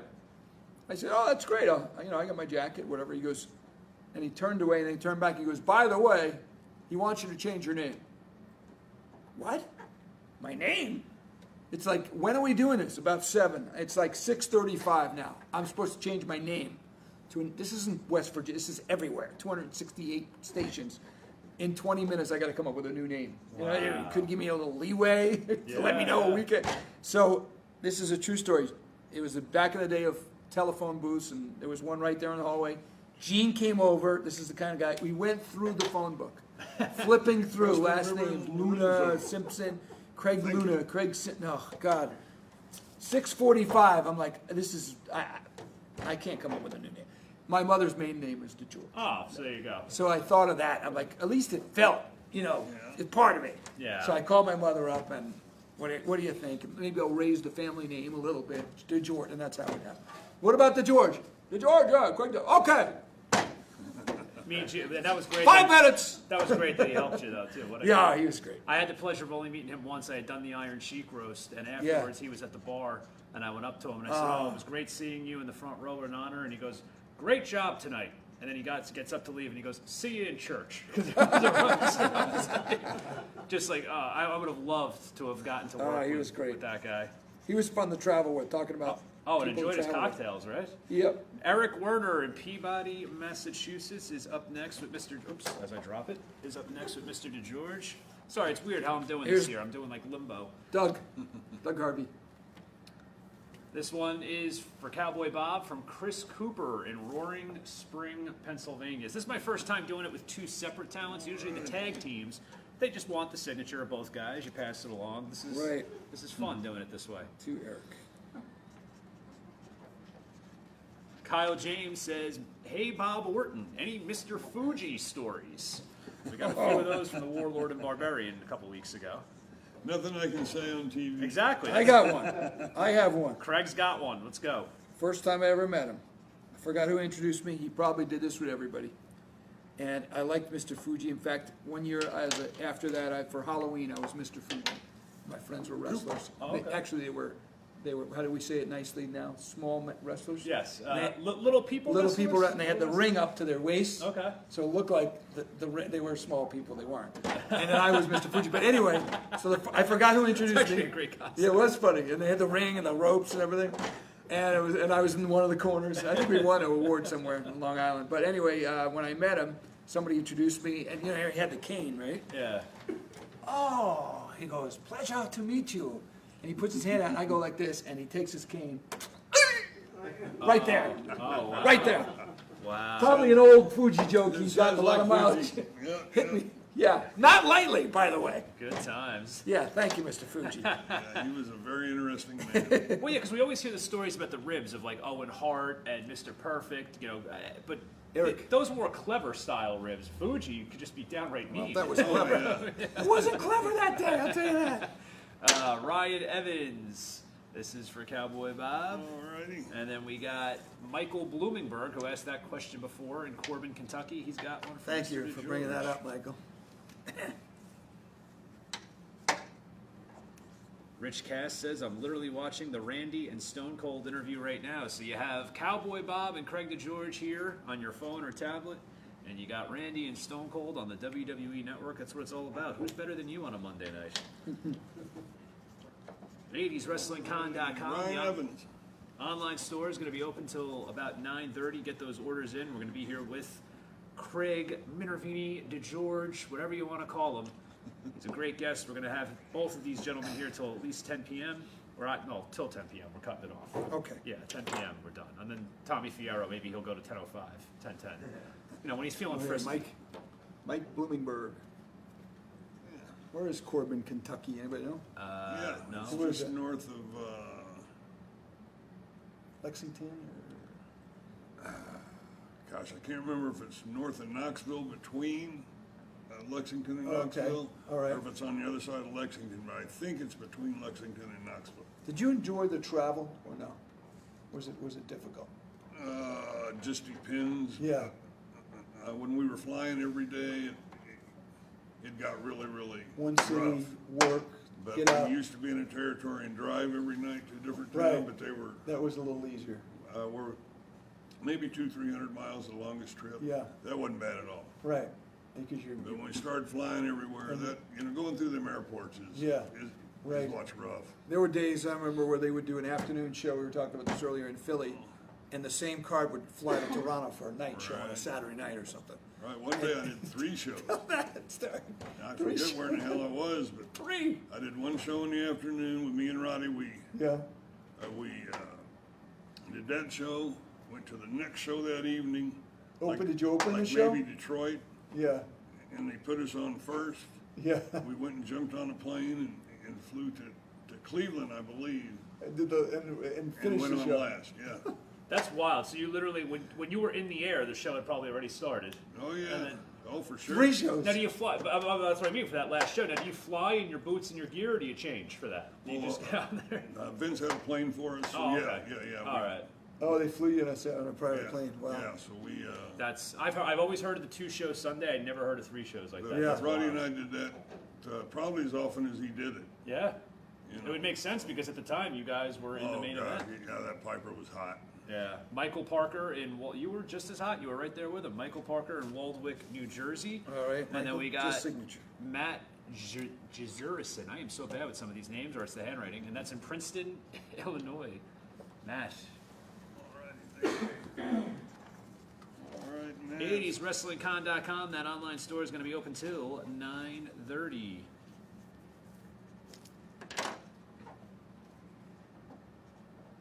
I mean, you look at this picture here. You got Jimmy Hart from the side. Look at the fans. They're on the edge of their seat. Yeah.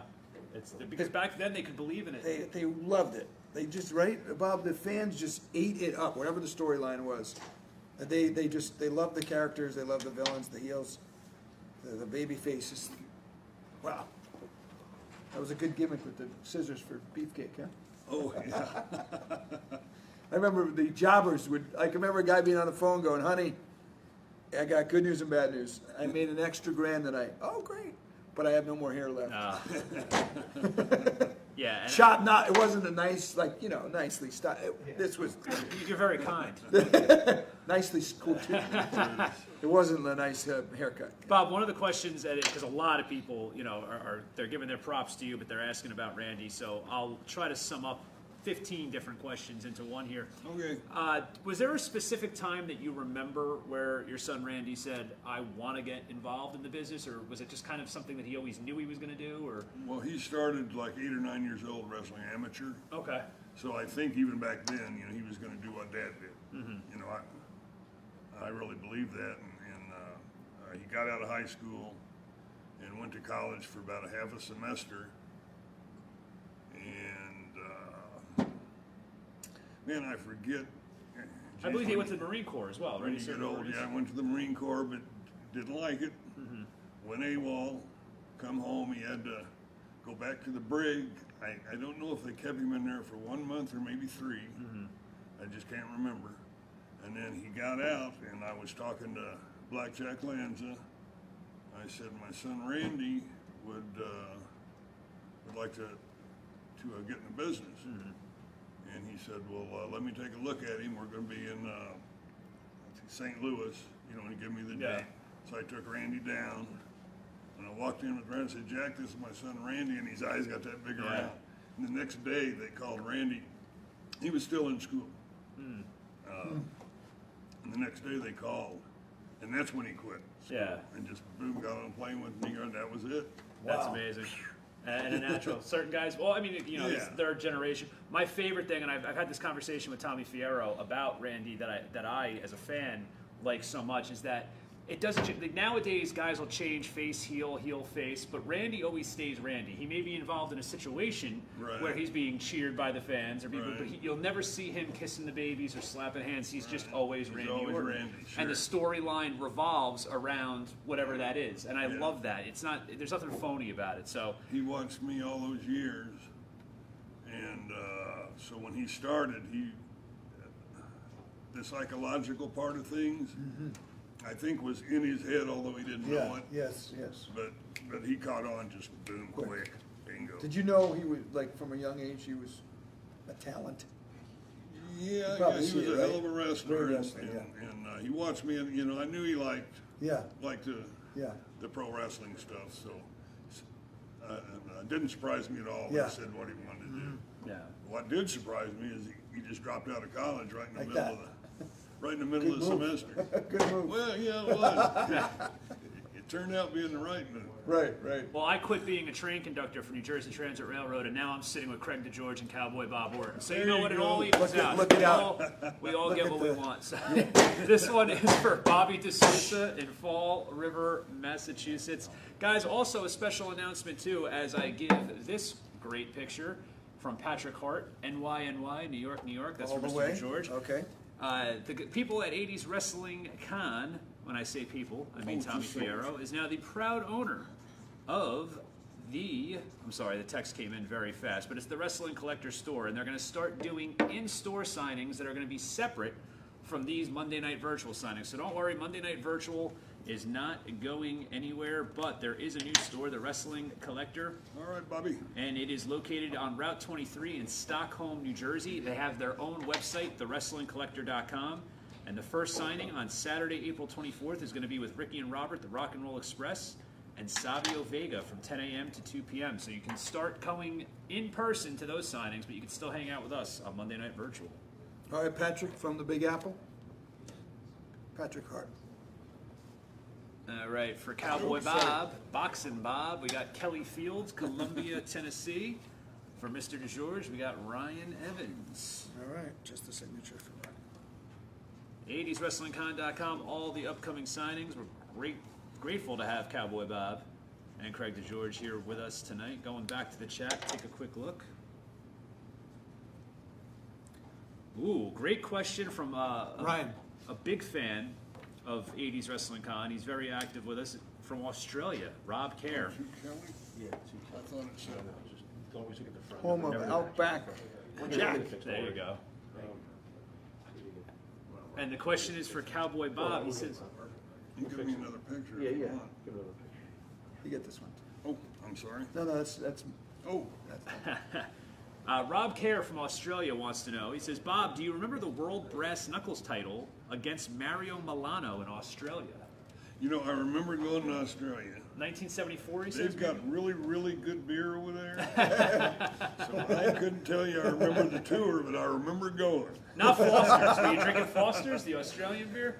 Oh, they've got something else down there. I forget what the name it was. The Foster's a little sweet for me. Yeah. That big But- can looked like an oil can. But they had one that was just really good. Okay. And I used to be a connoisseur of the brewski, Yeah. I like that. It's from St. Still Louis. is. Well, Rob Kerr, if you're watching, I mentioned Foster's. It wasn't that. So if you know the beer that Cowboy Bob might be talking about, drop it.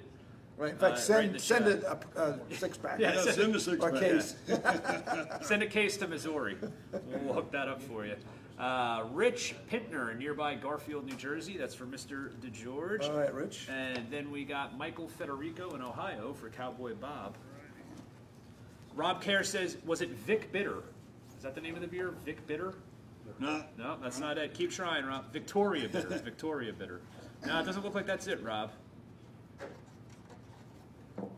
Jeremy Gibson says, thank you, my boys. We're so very happy to hear their names on here and have Bob Orton sign the picture. Thank you so much. Jeremy, that's what it's all about. Without you guys, we can't do this. 80swrestlingcon.com. If you want to place your order, you can have your name shouted out by Craig DeGeorge and Bob Orton. Get those orders in by 9:30. Rich, where's Garfield? Garfield, New Jersey. all right, Close to Michael, here? thank you. 10 minutes away. 10 minutes from here. I'm on the Jersey Shore now, so I like using North Jersey town. Yeah, I'm very, very seaside. Hey. Jesse Zmuda in East Greenbush, New York. Oh, sorry, Oh, that's. shit, I already wrote I told him to separate them, I but think I'm he's having done with so that much one. fun. He's done with that one. It's all right. All right, so Matt in Princeton, Illinois. All That's right. for Mr. There's DeGeorge. Matt. Go ahead, Bob. And then Cowboy Bob. That's a silver bomb. Silver's the They like color the of the night. silver, yeah. Matt. Cliff Smalling wants to know, hey Bob, were you ever a babyface? Well, no. Look at this face. There you go. And we were just talking about how his son, never changes persona. He'll be a face, he'll be a heel, but he's always Randy Orton. So I like that. Maybe the apple doesn't fall too far from the tree in that scenario.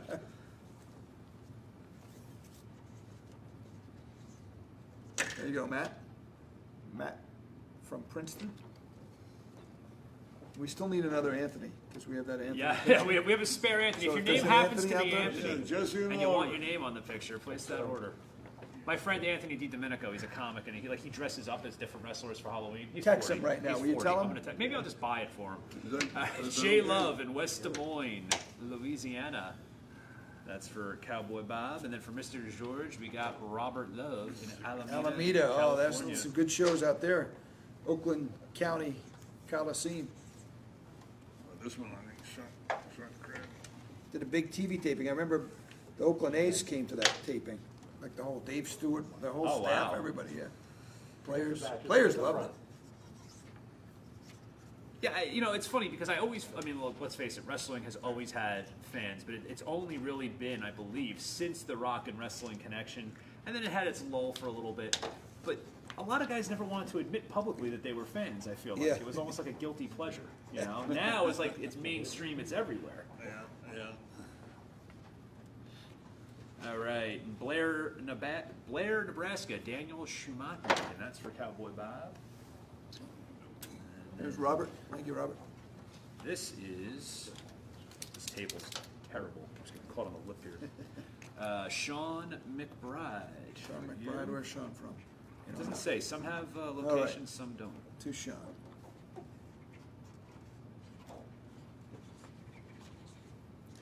Now, Craig, after you left WWE, did you stay a fan of the product? Did you watch it? A little bit, not as much. Not as much as I was when I was into it. In fact, when I got the job, I had to catch up on what was going on because I knew the main characters, but not all of them. Yeah. It's a whole new world. Oh, absolutely. But not as much, I would say.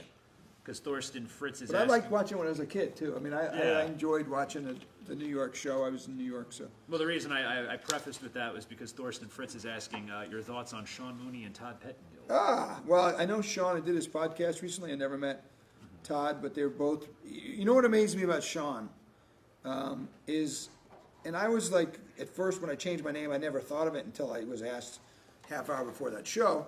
But then I thought maybe it's a good thing because I sort of had two personalities. You have this wrestling alias, and I've got this sportscaster alias.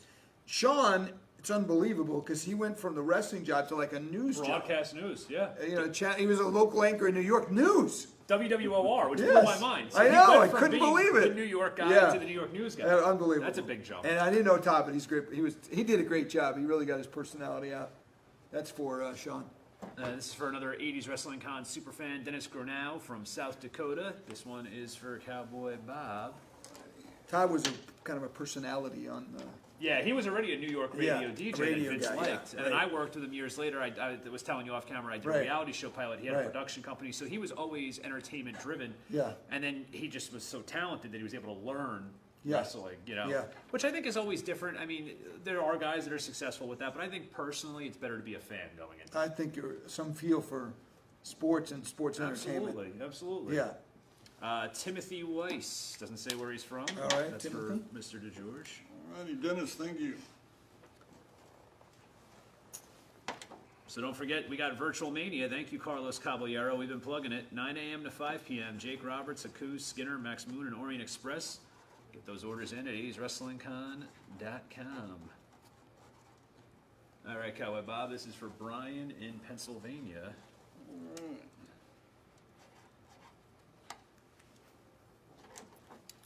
Sean, we already discussed the XFL a little bit, so go to 80swrestlingcon.com in the next couple days. You can see the full 3-hour signing.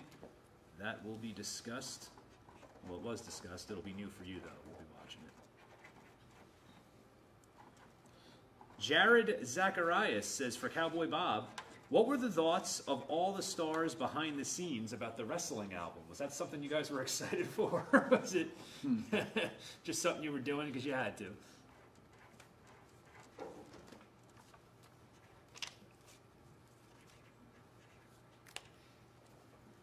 That album? big album. Yeah, the wrestling Timothy. album. Oh, that was a blast. Oh, you enjoyed it. Okay, good. Oh, all right, see, I never know. He just hooked me right in. I'm like, oh, he enjoyed it. Look at the blue, look at the shit. I want to pound on your whippy little body. Rock and roll. Gene sang Rock and Roll Hoochie Coo. Gene was great. They were all. We was there about 12 hours doing that thing. Well, oh, yeah, really? Gosh, yeah. Oh, there you Yeah, go. everybody was in a daze. Oh my God. I got to give you props for that because, you know, all you guys from the territories that were legit tough guys that came up, like, to have to be able, I couldn't imagine finding out that that's what you had to do. I mean, it had to rub some guys, like, really the wrong way. But It was kind of fun. Got to meet Lopper, and Yeah. I wonder somebody else too. The guy, I forget what he did. Yeah. Maybe it was Lopper's manager. Rick Hell, I don't Derringer, know. maybe one Rick of those Derringer, guys. yeah, he Rick did, Derringer. he did Oh yeah, he was a guitar player. yeah. Yeah, he's a hell of a guitar player. else? That guy. David Wolf. David Wolf. Oh, okay. David Wolf. That was Lopper's Yeah. manager, I think. Sean Barton in Plano, Texas for Craig That's DeGeorge. Plano, Texas, Plano, Mr. Texas. Plano. Mr. New Jersey. Oh, wow.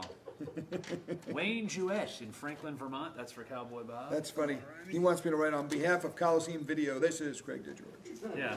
I like when these guys start requesting. Oh, it's red. Red, by the Red, way. ooh, good Yeah, catch, good catch. Oh! Good Oh, job, Mr. wise Fly. guy. Yeah. Hey, we all make mistakes, don't we?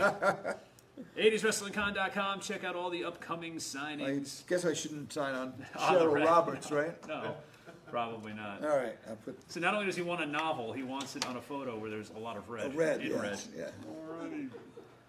Jewett from Franklin. Oh, look what I wrote. To red. See? Jim Barrows goes, you wrote 2 red. Because I happen to know Sean. That's his nickname. Because you messed with me. You That's messed with exactly me. Now right. You're being punished. It's karma. You're right. You're right. Coco Correct. Beware did it like 7 All times. right, so we got an Sorry. Anthony. There's got to be a red out there, wrestling fan. It's a common nickname. Yeah. Come on, Red. Undertaker used to be Texas Red. Hey now, there you go. All right, so Hold we on got a second. This is getting. You're just throwing pictures at me. To Can't Tim. you see? We're trying to. No, I'm kidding. What do we do? Is this No, the for that replacement. Is this the replacement? It's a red. All right, it's a red. It's a not red. too red. You're gonna make him screw it up again. All right, so Mike Sturgill. That's for Cowboy Bob. To Mike. in red. All right, this one's for Tim, and it was in red. Timothy Weiss. Travis, we talked about the Bob It's a Orton, little Randy wet. Orton, Undertaker Careful on feud from 2005 already, so 80swrestlingcon.com in the next couple days, and you'll be able to This is revisit the makeup for Sean, right? that. Yes. No, that's Tom. This is the makeup for Sean. Oh, okay. Sorry. That's the one, So, okay. yeah, I guess just look at To that Sean, one. okay. All right. And then There after you you go. sign that one, there's an interesting question that someone asked that I think is going to be good for the both of you. All right. To Sean. This one's for Mike Sturgill. Mike, thank you.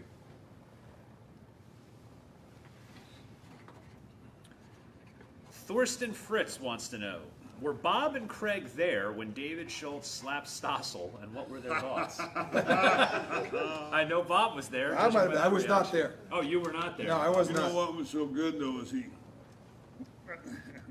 Stossel thought poop didn't stink, of course. Yeah. And got in at Dave, and I forget exactly what happened, but all of a sudden I was sitting like from me to you, watching, because I think I was supposed to be next. Of course, there was no next. But he said something that. He said, I think this is fake. I think this is fake, is what he said. Oh, Stossel yeah. said it's fake. And that Dave slapped him sounded like a shotgun going off, boy. And Stossel tucked his ass between his legs and started running off. And old Jake said, "Come on back here and I'll slap you again." Yeah. That was one of the funniest things I ever seen. But like I say, I was sitting like from me to you. That's awesome. But you know, these people think, that they can get away with that shit with people. You know, there's some people that ain't gonna take it. Some people don't play. And I don't know if you would agree with this, but watching David Schultz recently in an But interview. Okay. what makes that story better is, like I say, I was just sitting there. Uh-huh. And before they started the promo, David said, "You can ask me anything you want, but don't ask me if wrestling's fake." Wow, so he warned him. Stossel said, "Okay, I won't." Oh, I didn't know that I part. didn't know that either. Yeah, oh yeah. And then they started, and he said that, and that Jake, oh, I'm telling you, he slapped the shit out of him, Oh, he boy. did. Yeah, he hit him You hard. ain't kidding. I feel like David And he Schultz- deserved it. Yeah, without a doubt, he especially deserved if he was given warning. Yes, he was. And Yes, you know, he back was. then people weren't smartened up, but I feel like David Schultz was like the real life Stone Cold Steve Austin. I Oh, feel like David, when they show David Schultz now out there bounty hunting and stuff, it's like, wow, that is what Steve Austin the gimmick is. David Schultz is that person. Yeah, legit real, tough he's gonna guy. Bet you. Thank you for that. I was not aware Was that there he a was warned. lawsuit? Oh, yeah. Was there after that? I'm sure the guy. Yeah, no, Stossel did. Every Stossel chicken gets some- shit in the world, you slap him, did, you're huh? gonna see. And then he sat there with Barbara Walters going, I can't hear. I'm having trouble Oh, yeah. hearing. Oh yeah. He's still around, John Stossel. I guess. Tom Krause in Palmyra, Pennsylvania, in red to Tom. And then this is a picture for William D. Michelle in Easton, Pennsylvania. It's Cowboy Bob with the mouth of the South, Jimmy Hart. You got all the talkers, Cowboy. Well, I needed him.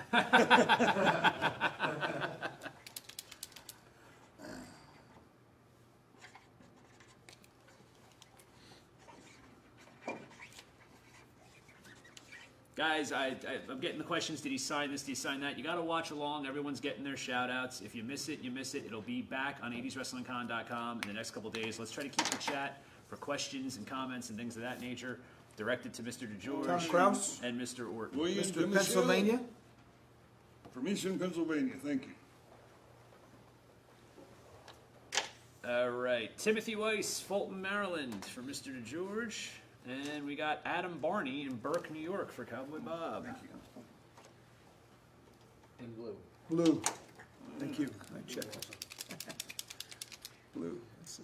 Any great Randy Savage stories? Oh Kyle my James God, wants he to was know. so good. There's a He bunch was of that. Right? he was just, to me, he was also one of the best of all. Oh, I agree. He's in my top five. And we had a good rapport. He liked me, and Mm-hmm. I do remember him being incredibly protective of Miss Elizabeth. Oh, handsome Long Island guy. Not from No. Craig DeGeorge, but okay, I'll tell you Elizabeth's story after too. But like even at the airport, if she was by herself, and I saw him once run from one side to the other to keep her away, and I think he had her almost Thank you, Adam. sort of locked in her own area at Yeah. the ring.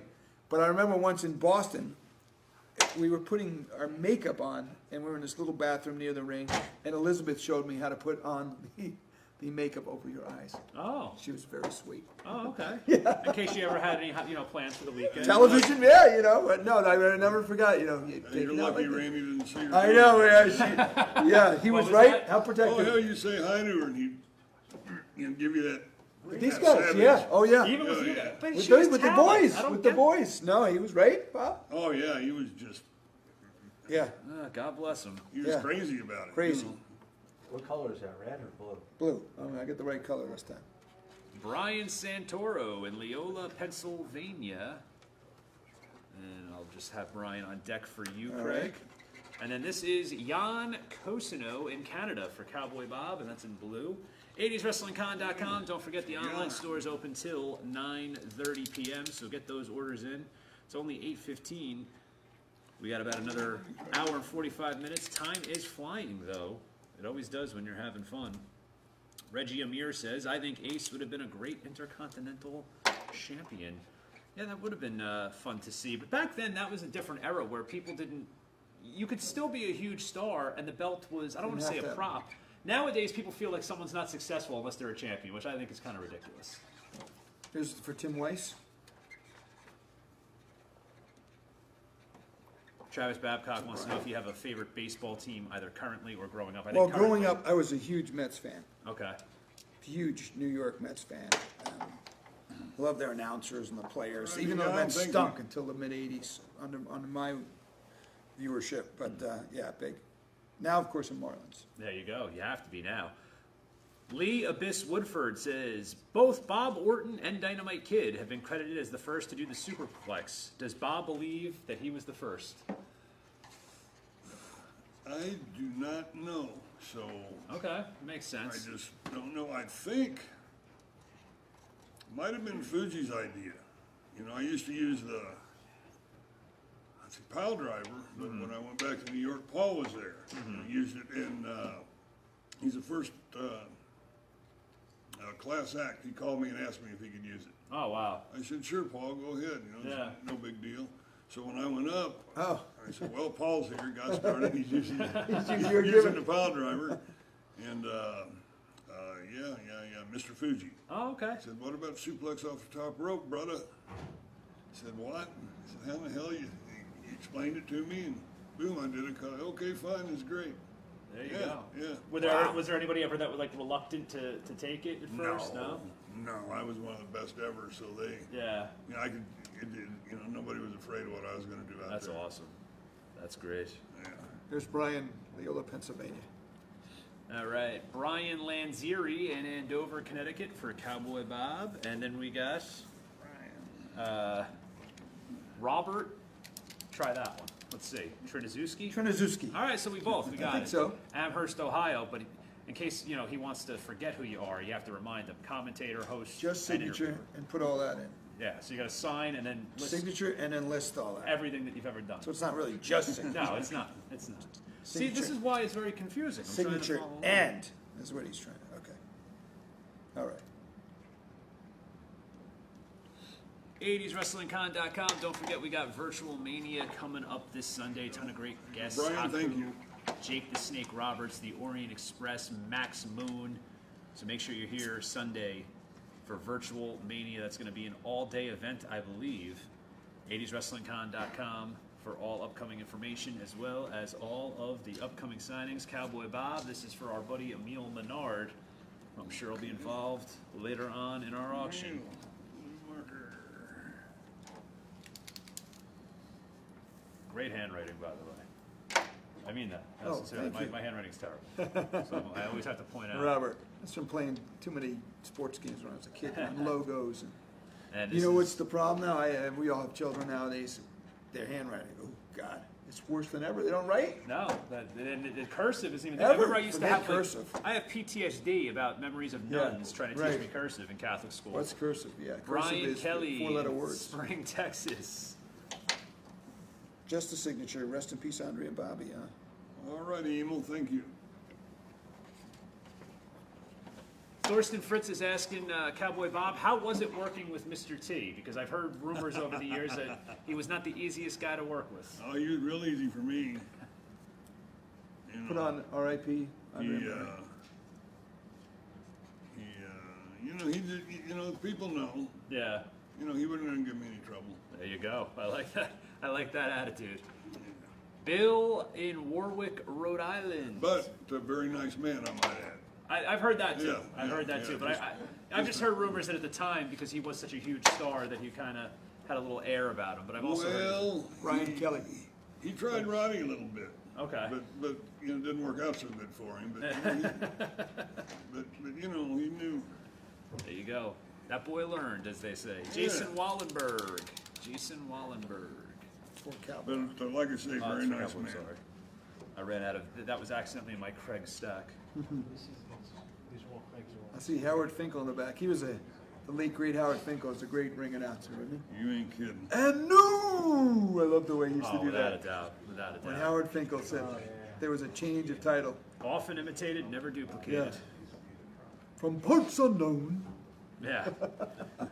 Luke Gallows, great wrestler, does a Right, great Bill, Howard thank Finkel you. impersonation Oh, he does? about how, like, when he would call them on the phone to tell them to travel. Right, right. And you will be wrestling in Biloxi. Like, they said that voice was just Right. Oh yeah, yeah. But Luxie, He would run down on our show off camera. He would run down the cities. The WWF was coming to Biloxi, you know, in all the cities. It was great to hear his voice. Yeah. Phenomenal. He's a guy, legend. though. I got to meet him a few times too. Yes. He's such a nice man. He loved wrestling. Silver. All right, I think these are all silver. This Silver. one is for Wade Bates in Beaver Wade Dam, Bates. Wisconsin. Okay, waiter.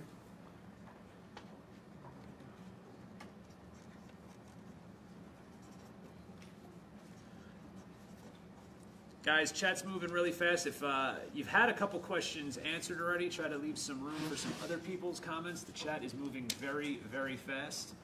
So 80swrestlingcon.com, get those orders in. Check out the list of all the upcoming signings. We're going to be here Thank Sunday you, for Jason. Virtual Mania all day long. There you go, Wade.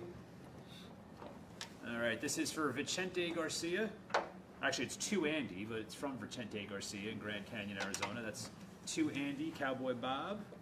And then we got in silver, Bill Dismaris in Warwick, Rhode Island. To Okay. Bill for Craig. Silver.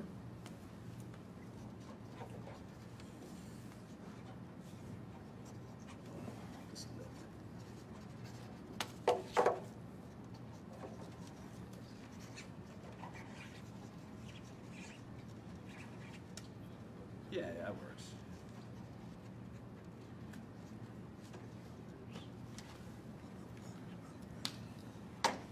All right, Andy, thank you. Bill Dismaris, Rhode Island. This is Jared Zacharias in Abingdon, Maryland, and he wants, of course, the tagline for update. For update. I'm Craig DeGeorge. All right. All right. Lucas Travinsky, Morgantown, West Virginia. That's for you, Cowboy Bob. Can we mention the tough loss the Mountaineers just took to my Syracuse? I know you've been watching the tournament. A little bit. Syracuse Orange, school I went to, beat, upset the Mountaineers, which is where Morgantown is, right? I think there was another pretty big West upset Virginia University, today, yeah, wasn't there? some big upsets, yeah. Yeah, there was a number one, I think, got beat today. Now, Oral I'm not sure Roberts they were won. behind. Yes. Illinois, I think, went down. That But, might be who I'm- sorry for you Mountaineers. I used to work in West Virginia, wild, wonderful West Virginia.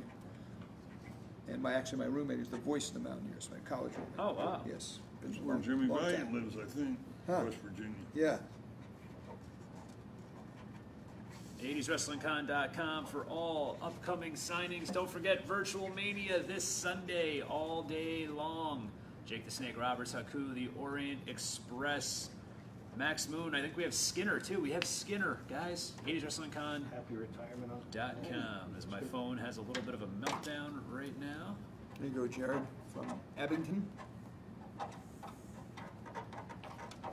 All right, this one is also to Emil. Craig, just to Emil. To Emil. Silver. Yeah, I got next to silver as well.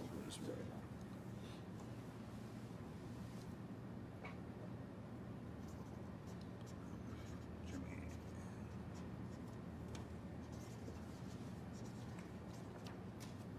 All right, Cowboy, that's to Marshall. Alrighty.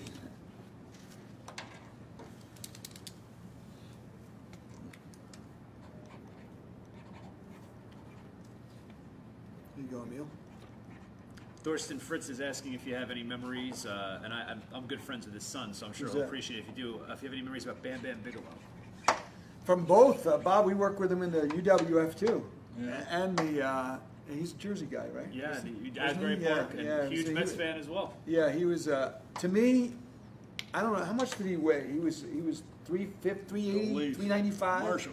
He was one of the most athletic guys I've ever seen. I couldn't Yeah. believe how quick and how, you tell me, Bob, in the Oh, ring. yeah. I never The actually size. was in the You ring never with in the him, ring with him, yeah. But he could move for a big man. Maybe Adrian Adonis. Yeah. Moved as good as Yeah, as Bam big Bam. as he was, but Yeah, but Bam Bam was.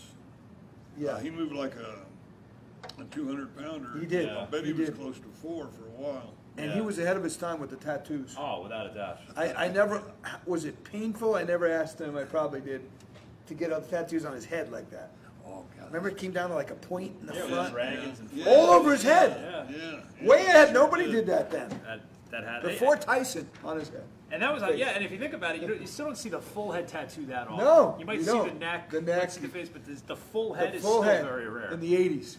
So Yeah. this is for Tim Eckery in Buena Park, California for Cowboy, and then we got to Jim from Keyport, New Jersey for Craig All right. DeGeorge. 80swrestlingcon.com. We're going to have Cowboy Bob and Craig DeGeorge with us tonight till 10 o'clock. The online store is going to be open until 9:30 p.m. While you're there, you can check out all the past signings. We have all the videos up. That's why if you ask a question or leave a comment tonight and we don't get to it, chances are we probably discussed it already. And those signings are all going to be available on the website. So many great signings coming up. While these All right, gentlemen Tim. continue to sign, I'm just going to run down a quick list of what we have coming up. Of course, we have the Virtual Mania this Sunday, which is all day. But then we have on April 19th the ECW Extreme Virtual signing with Shane Douglas, Jim?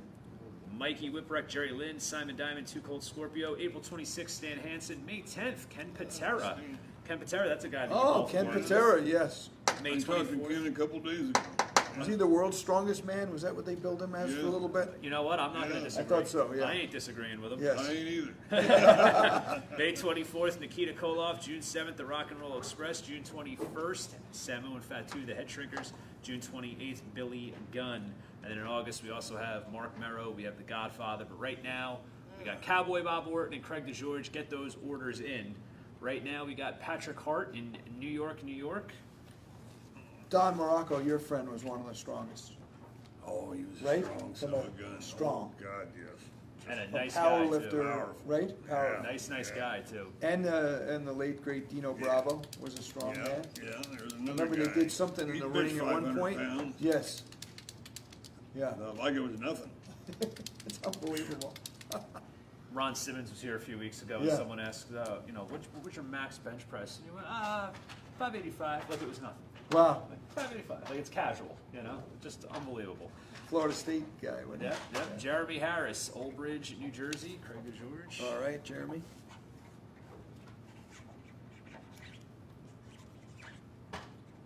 Also, check out thewrestlingcollector.com, brand new store from the people at 80s Wrestling Con. It's located on Route 23 in Stockholm, New Jersey. Going to be a lot of new info coming in the next few weeks about the store, but there will be some in-store signings that are separate from what we do here at Monday Night Virtual. And the first one's going to be on Saturday, April 24th with the Rock and Roll Express and Savio Vega. That's actually one hell of a combo. You want to talk three personalities, that's going to be a fun one. So Rock and Roll Express and Savio Vega from 10 a.m. to 12 p.m. on Saturday, April 24th in Stockholm, New Jersey at the Wrestling Collector's Store. That's for Jeremy Harris. Thank you, Jeremy. All right, Cowboy Bob, we got Megan O'Brien from Ireland. Megan O'Brien from Ireland. Did you do wrestling in Europe a little bit, Bob, or no? A little bit. Yeah. Maybe two tours A over couple there, tours. maybe. How was it different? A couple in Germany, one in England. I went to Japan a lot, Oh, yeah. and Australia a few times. Fans were, would you say, close to as into it as they were here? Oh gosh, yeah. They were, yeah. Oh yeah. It's enjoyable, going into the Right. places too, because they, see the world and stuff. Sure, and it's yeah, great, yeah. And get paid for it. They get paid for it well. That's in black. Black? Blue? Is that blue? Blue. Yeah. Blue. These are black. Blue's coming up. Yep.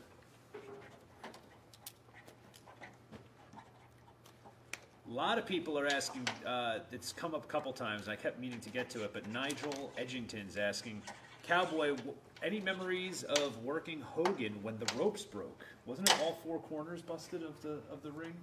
If I remember that vaguely. Well, Boy, I've been hitting heads. So many That's all times. right. That's all I right. remember one with the UWF where like half Seems the like half I the remember some, but Yeah. half the couldn't ring tell you. sunk. Wow. Yeah, And they were. I've been It was in like one of one those. side was like this at the Penta Hotel in New York for that Herb Abrams Maybe. promotion, and guys were literally walking, coming down and up. It was crazy. What And the hotel kid- was that at? The Penta, I think Okay. it was called. The one, I don't know what they call it now. No, It's no, but you're right right. across the street from Madison Square Garden is where we taped it, in a ballroom, basically. Had like this, it's kind of cool, it had this little overhang, and it was small, but it was cool. Yeah. And No, that's where all the shows were done. Adam Pop in Michigan City, Indiana. That's for Cowboy Bob. All righty, Adam. I don't remember the other scene, though. But No, he said that there was a match with Hogan with Probably Cowboy was, Bob yeah. and Hogan where the ring Right. broke. So, but hey, sometimes we remember I've been things. in the ring 2 or 3 times when the rings broke, but I never remember who I was in there Yeah, with. no, it happens. I can imagine it being a horrifying situation, especially on a. It's bad enough when it happens on an indie show, but if it's a WWE, Yeah. Imagine if Right. Hogan threw me into the turnbuckle. Yeah. He was a strong son of a gun. yeah. I could see the Yeah. turnbuckle coming out. Yeah. Makes sense. Keep those questions and comments coming in. Someone's asking Bob Orton, how did he feel? It's Rumar McLean Spencer. How did Bob Orton feel when Muhammad Ali took a swing at him? Lucky you missed. When was that? WrestleMania 1. Oh, WrestleMania 1, yes. I always love when these boxers retire, and you know this Yeah. man is a sports guy. Like Yeah. people talk like they're surprised. Like there was that video that came out of Mike Tyson a couple of years ago where he was Yeah. working out, and people Yeah. are like, "Oh, I can't believe what you think just because he's not boxing anymore that he Yeah. can't still All kill right, you?" Adam. Thank Yeah, you. oh yeah. Like- And he came back recently and did look pretty good. Yeah, he did. Dennis Myers in Hagerstown, Maryland. Did you get to talk to Muhammad at all, or was he kind of in and out of there? He was Did he make his way around the room at all? no, No. but I did go talk to him. You got a chance. because we, Oh, go over there. Yeah, But he was just starting to yeah. yeah. Go down. Right, downfall a right, little bit. right. Right. Mentally, I think. Right. I don't know what. Well, it's from getting hit in the head so Sure. many times. Yeah. But what a nice man too. Just Yeah. gosh, what a nice man. And a guy who really respected professional wrestling because he was a huge Gorgeous George fan. And he went on Yeah. record Right. saying that. Yeah. So Right. that's always nice when you get these celebrities that come in that actually appreciate what Mm-hmm. the wrestlers do. You could tell, and I would never mention names, but sometimes you could tell when you're watching, especially a couple of years ago when Monday Night Raw was doing the guest general managers. Like Right. you could tell some of these people had no idea what the Clueless, hell was yeah. going on. Yeah. You know, they were pronouncing names wrong, and it's Right. like, ugh. But at least Yeah. back in that era, it seems like a lot of the guys that were brought in really appreciated Mm-hmm. what you guys did. Yeah. A little less, on TV then, and less entertainment option. It was, Yeah, Lee loved wrestling. That's where he Yeah, got his promo. sure. Yeah, from, yeah. like the wrestling. his style. Yeah, he Yeah. did it. Yeah, Denny, thank you. All right, this is for Elijah Melton in nearby Newark, New Jersey. Black as Okay. well. All these next ones coming up are going to be black for Cowboy Bob. Oh yeah, that's the one I remember, Bob, when you had that leather vest with the fringe Yeah. That might have been the pink hat. and the hat. Tommy, are you watching the shot? No. There's. Just well, I gotta keep it. All right, good. Got a little bit of a heckler in the chat. Heckler? Yeah. These hecklers. There was a guy we're just chatting here about hecklers. There was a guy in left field in San Diego Okay. named Harry the Heckler. He had a baseball game, and he had a mustache like Raleigh Fingers, like an Elijah. old '70s Padres uniform.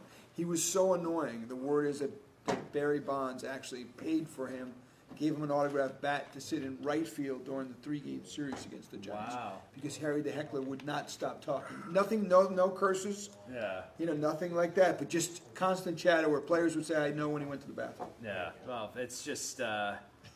I don't understand people that try to just ruin things for others. I mean, as a comic, This guy did it a fun way, but yeah, but and I'm do sure you your like brother. that? Well, I'm sure your brother can Yeah. attest to this, and I'm sure Yeah. his son Nathan can Yeah. attest to it.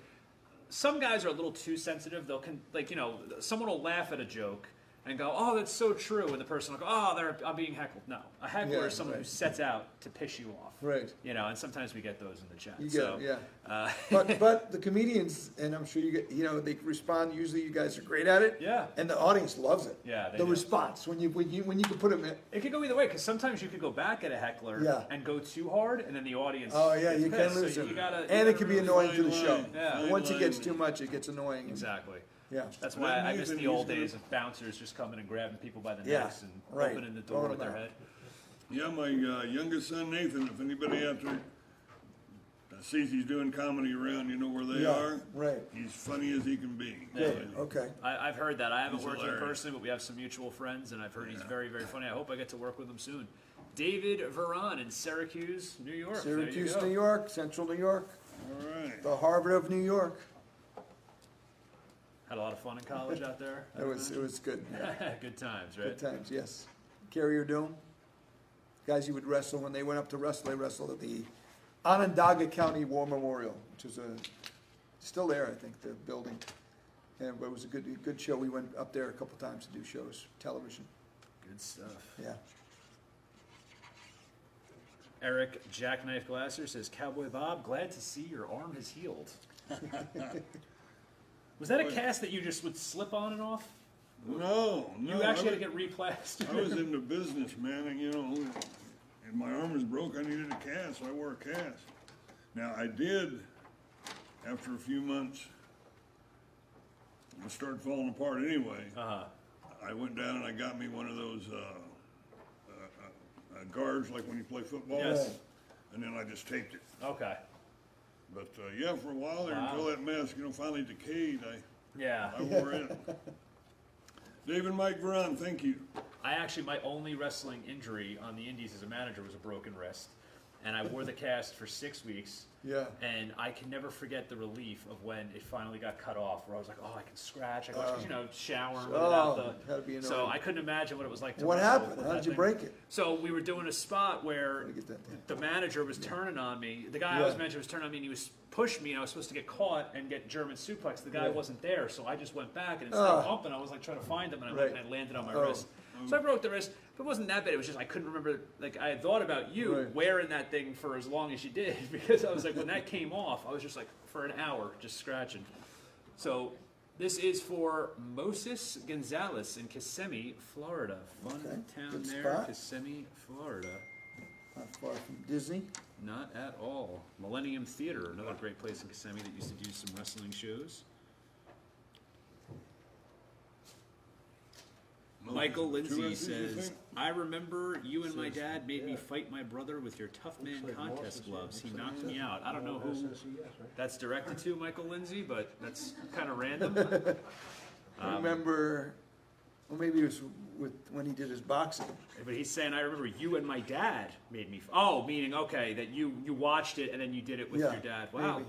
That's a fun family. Hey. I did a couple of those tough. Remember those Tough Man? I did a few of those events. They were wild. Where you'd get these guys. It was crazy. They would be a guy, was just released from prison, and Yeah. the guy would be in the corner and just spent 12 years for armed robbery. And here he comes. I'm serious. That was the plot of No Holds Barred. Zeus. Yeah. That's Yeah. Sissy Hall. Sissy Hall. All right, sissy. In fact, who was the guy? The Butterbean. I did the Butterbean in a couple times in the Tough Man, who became, Oh, okay, yeah. became the king of the 3-rounder, 4-rounder, whatever. Yeah, but super heavyweight. He found his start through the Tough Man contest. And then, of course, Art Door. and was then the he promoter. had his WrestleMania moment with Bart Gunn, the infamous Brawl for All. Yeah, right.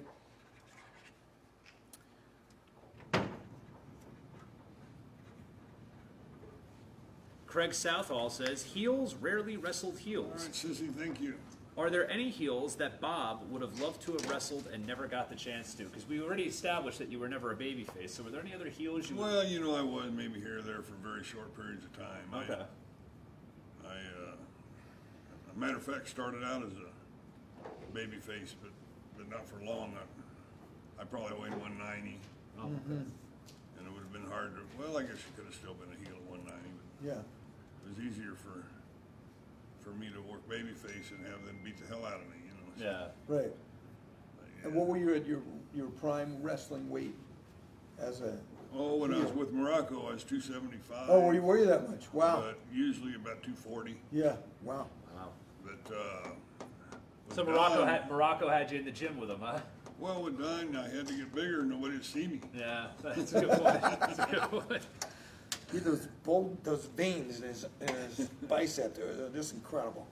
Actually, Thorsten Fritz just reminded me, he said, how Yeah. did Bob feel about Owen Hart redoing the cast gimmick in the 90s, which now, that jogs my memory. There was actually an action figure of Owen Hart with the cast because they tried to repackage that. I don't know if Bob was watching Yeah. during that, but yeah, that's very interesting. I forgot that Owen Hart did that as well. Yeah. All right, this is Joe LaCursi in Cross River, New York for Bob.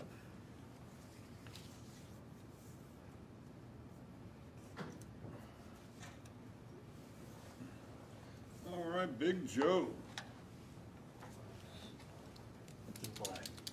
80swrestlingcon.com. Don't forget about Virtual Mania coming up this Sunday. Got a great lineup. Jake the Snake Roberts, Haku Skinner, the Orient Express, and Max Moon.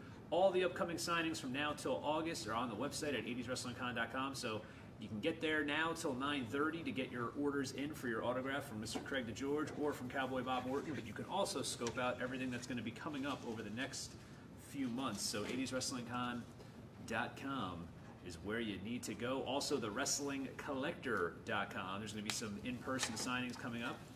All the information is going to be available All right, Big there Joe. on that website. We're going to keep moving right along. We got Sean McBride from Illinois to Sean. All right, that's pretty close to home. But what was WrestleMania 3 like for you? With the 93,000 in the Detroit, Silverdome. 93,000, yeah, it was fantastic. And we were with, me and Don were with Martel and Zeke. Zito? Oh, it was Tom Zink. Oh, the Z-Man, yeah. Yeah, so right. That's it right. was just a bloody. Was that a we opened Can-Am the show, connection or yeah, something? Yeah, the Can-Am connection. Yeah, we opened the show and Right. really set things off right. Unbelievable, huh? Yeah. You probably didn't do that. I actually went to the top. You didn't go and see what it looked like, did you? No. By chance? You couldn't do it the day before. I couldn't believe how small the ring looked. That's what I was actually going to from ask up both high. of you. Did you go there and take it in empty at first? I did. I went up there and I had just joined them, so I wasn't on the pay-per-view, but I think I did a highlight package for the Sports Machine. Remember that show, George Michael's Sports Machine? That's what I did for that. So I wasn't on the pay-per-view, but I did. So I was pretty high in the press box to begin with, and I think I even walked up maybe the day before. Just the ring was it looked like a pea. Yeah. I mean, from high above, like an ant.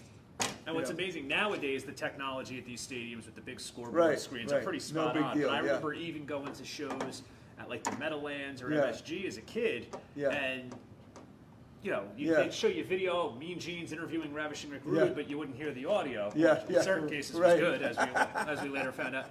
But yeah, so back then I couldn't imagine having those seats so high Yeah. up and having to rely on Yeah, that. but they were part of history. It was the biggest Yeah. crowd ever in an indoor event at that unbelievable. time. 93, it was either 373 or 173 yeah. at the Silverdome. And we, Pontiac, and we Michigan. all know, I mean, I don't know personally, I'm talking as Yeah. a fan, of course, but Vince McMahon is very enthusiastic about things, but there's something different when you watch that WrestleMania 3 intro. Like, you could tell that he's even seeing, like, oh my Yeah, God. it was unbelievable. That's The gotta way they be the came in most the feeling. ring and those cards with the ring, it was incredible. What's it like when that show ends, after Hogan pins Andre, and you go to the back, and, like, is it just pandemonium with people being excited, celebrating, like, we pulled this Yeah, I off? don't remember that much because I was doing all those highlights right after the show, so I was Yeah. pretty busy for the next hour or two, and pretty much the wrestlers had their own area. I mean, Yeah. we weren't, as the broadcasters, really privy to a lot of that spot. We would see them at the hotel or, sometimes in travel, but we weren't hanging out. Okay. It's not like pro sports where you're going in the locker room for interviews or whatever. Okay. That's another thing that I Yeah. had to be used to adjusting Right. to when you made the switch. Zoom. This is for Gerald in Dallas, Texas, for Cowboy Bob. Girl. Here's a question for Craig DeGeorge, says Edward Paul. Do you think you will ever get back to the WWE in current times and announce again? I don't think so. Probably not. Not that I wouldn't, but probably not. Everybody wants the young next guy. I had a great run there. It was fun, and I got to work with Vince twice. So doing the XFL too. Was that like a? Did he obviously he remembered you, but was that Yeah. like a fond? Oh yeah, for me it was great because he was the best boss I ever had. I mean, he's so smart, and he'd go over all the gimmicks that you did. He was like a tough coach. That's how I looked at him. A coach that you had that You know, he was Gerald, firm, thank you. but you learned so much from him. He doesn't strike me, and you can correct me if I'm wrong, Yeah. as the nostalgic type, though. Is he the type of guy that you could reminisce about older days? Could you say to him when you're at an XFL meeting, hey, you know, remember that time in 1988? I think I could get away with that because I was, you know, one of his broadcasters, and a lot of things that I did, he would tell me exactly how he wanted it. I was more hands-on maybe than the guys are today with him then, so I had a good rapport with them. So maybe you can get away with that a little bit. But you're right, he wouldn't wax poetic about it. He was business, but if you helped his business, he was in your corner. That's awesome to hear. John Soltes in Dumont, New Jersey. All right, John. So, Jose Navarez, I guess this could be directed to either of you, if you have any stories about Jake the Snake Roberts. He scared me with that snake all the time. It wasn't, because it was more than one snake. There were multiple. I don't right? know, They were switched there? it up. I couldn't recognize it that well. Yeah, well, I've heard him say that there was Really? There was one guy supposedly kept that had tracking the exotic snakes? pets, and he also would get Ricky Steamboat's lizard, Oh, yeah. and that's a story that Jake told. Like this guy had a bunch of exotic pets. Junkyard Dog, God rest his soul, Yeah. was deathly afraid of snakes. Okay. And we were in, I don't remember what town. But anyway, dog was in the stall, Okay. in the bathroom, in the stall there. And Jake took that snake, and I mean it had to be 15 feet long. Oh, yeah. That big around. Took that snake, threw it under the Oh no! and dog didn't open the door, he'd come through the door. The Wow. whole damn thing, you know how them stalls are? Yeah. The flat. Broke it. And he was gone, buddy. That is Thing great. just a swarm, and he was gone. I love stories like that because the angle was that Andre the Giant was terrified of snakes. Everybody was but terrified of that snake. I remember Iron Mike Sharp. He would try to always get him behind. He would throw the snake on him, and he was running from that snake. I don't know about that. Yes. Can Iron you Mike do Sharp. me a personal favor? Because he Right. had a school in my hometown for many years. I used to Yeah. ride my bike to hang out with Iron Mike Sharp Yeah. when I was 12 years old. Right. Do you have any wild Iron Mike Sharp stories? I don't really. Other all than, right. that's really the one I remember is him running from the snake. Jake would always go after him with the snake. Behind only the scenes. story that He was in a stands green out. duffel bag. As we were in Boston, Locked in, right? and Mike used to shower. He'd be the first match. He'd be in the shower when the main event, got through. Yeah. And I mean, he took a shower. Yeah, long shower. He was clean. And, and one night in Boston, he got locked in, and the dogs come. He had to run back in the bathroom. But the cops, of course, heard whoever guarded the building heard the dogs and come and got him out. Oh, jeez, that was funny. But yeah, he'd open the show, and he'd still be in the shower when we went in. His stories were the best, though. You would just ask, because at the time he was still doing the Superstars tapings. Yeah. And he would come in and he would go, Jim Dugan, stiff bastard. He would like tell all these Oh, yeah. And my favorite one that he ever told was he was working Davy Boy Smith, the British Bulldog, and he chopped them. And remember how Bulldog He had had that chop. That was his big move. But Bulldog had the braids. Oh, yeah. He goes, I chopped him and his hair broke. Beads everywhere. My favorite Mike Sharp stories. Yeah. There's the other story that Jake has told it. I remember him telling me once the snake got loose. He was driving in some city. The snake got out of the bag, under his seat, and wrapped around the gas pedal.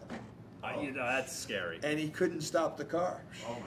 Yeah, and that snake went around and coiled around somehow, and he was panicking. I don't know how he got out of it. I'm sure he turned it off. Yeah, I guess so. Yeah, I guess so. He was on the highway, and Oh my and the God. thing was flooring. Yeah. That is So, yeah. horrible. Yeah, because I've had like a water bottle slide out from under my seat. Yeah. Step How on about it, your like- phone? I couldn't imagine a look snake. for it. That's the snake. Yeah. Gino Lawson in Indianapolis, Indiana. But he was always, to me anyway, he was always the same guy, in the ring or out of the ring. We're talking about Jake. Yes, Okay. and he had a brilliant style. Oh, It absolutely. was different, shrewd, dark. Yeah. But I never saw him different than that. well, Even when we that did the perfect interviews. example of art imitating life. When you- To me, Yeah. anyway. Now, the Yeah. guys in the locker room may have had a different take, but to me, that's how he was. Did you notice that then? And I wonder if that's like that now. Were there some guys that treated you differently? And I know you weren't go, really Jimmy. around them in the locker room, Yeah. but did they look at the announcers as, they're not one of the boys? No, I always felt, even from the get-go, as part of the company, because we were helping promote what they were doing. I always felt very comfortable, like George the Animal Steel. These guys were so nice. He's a to wonderful. He us, was a huh? wonderful man. Yeah. What a good great guy. guy. Yeah. And I got a call from him probably 6 months before he died out of the blue, and I hadn't talked to him in years. And he's like, "Hi, do you know who this is?" And Oh, that's I had to get his fantastic. voice down. Jim Myers, like, George, how you doing? That's awesome. Yeah, That had to feel great. Yeah, it really did. And he has an incredible thing he put on. I don't know if anybody's ever seen it. Did you ever see this? He put a YouTube video out prior to him passing. Oh, really? But when you see this, I will have been gone. And he talked about his Really? life, and it's. Probably Have you guys not. seen I it? didn't see that. About an hour long, right? Wow. I'll check Moving, that out. moving, really about a man's life who was I unbelievable. bet it was good. Yeah, But, he was he was a football coach in high school. Yes. And he taught some class. in Michigan I somewhere. used to ride with him a lot. Oh, you did, yeah. Yeah, I had a lot of fun with George. And what a gimmick that was. He had Oh, God. with the turnbuckle and He the was tongue kidding. and the That's doll. what they wanted to see. They wanted to see him eat that turkey. They wanted to see it, and he was great. He See, was this great. is the stuff that you're going to get with 80swrestlingcon.com. We got two guys that work Yeah. together. They were in there during the heyday when we were just at home watching. So this is Yeah. great to have you guys. We're lucky to have you. And this is for Sly Fitzenko in Illinois. Sly. All right, thank you. Illinois. And while he's close to doing me. that, we got one exclusive interview for Coliseum Okey Video doke. for Lee Woodford in the From UK. the UK. I'll spare you Okay. my awful British accent, although I have been watching The Crown on Netflix quite a bit. Oh, I heard that's good. Phenomenal show if you're into history, but Lee, I'll spare you the just- British accent. Because there's so many different ones, and I just do one awful one. Kyle James, thank you both. You're great. Well, they are great, and we're going to be doing this many, many Mondays coming up from now until at least the end of August. We have it booked right now, but there's going to be more being added all the time. 80swrestlingcon.com. Thank you, Sly. Don't forget, this Sunday is Virtual Mania. Thank you, Carlos Caballero. I don't know if you guys, Tommy, I don't know if you're paying this Carlos Caballero guy, but he's coming in hot with these plugs. This Sunday, Virtual Mania from 9 a.m. to 5 p.m. featuring Jake the Snake Roberts, Haku, Skinner, Max Moon, and the Orient Express. Order tonight at 80swrestlingcon.com. You still got about another 40 minutes to get your orders in for Craig DeGeorge and Cowboy Bob Orton. This is for Chris Zaucha. Chris Zauka? Zaha. Zaha. Maybe we should start spelling them Zaha. phonetically. Did Bob want to? And then Cowboy Bob has one as well for Chris Zaha. So, Chris. Zacha. I'll bet it's Zacha. Craig, we actually, not Craig DeGeorge, Craig Southall, but he's talking about Craig DeGeorge. Yeah. We actually spoke a little bit earlier about Lou Albano and Bruno Sammartino in Yes. WWF. So 80swrestlingcon.com. Check that out in the next couple days. The video, the full signing will be available, and you can hear all about that. Kyle James, Ryan, are you hosting Virtual Mania? Yeah, I'll be there. I don't know the exact layout yet. We have to have a little production meeting afterwards, find out how that's going on. But I'm assuming I will be. Tommy just calls me up the day before and says, "What are you doing?" And I'm usually watching TV. I'll be like, "All right, I'll You're be doing a there." great job. Oh, no, thank you. you. Really are. I appreciate it. Coming from Absolutely. a guy No. who makes a living in No, that's- broadcasting. I make a living doing dick jokes, so this is good. Josh Greenblatt in Iowa for Cowboy Bob. There we go. Bubba, yeah, we talked all about the Superplex. So 80swrestlingcon.com in the next couple days. Alicia, how can you purchase? You go to 80swrestlingcon.com. Between now and 9:30 p.m. if you want to have a signed picture from Craig DeGeorge and Cowboy Bob Orton, or just one or the other, you'll get a live shout out from whoever you order from. But you can also order for any of the advanced signings, as well as find out how you can send your information and all your memorabilia, have it shipped to us. We'll have the talent sign it and send it back to you. That's all available on 80swrestlingcon.com.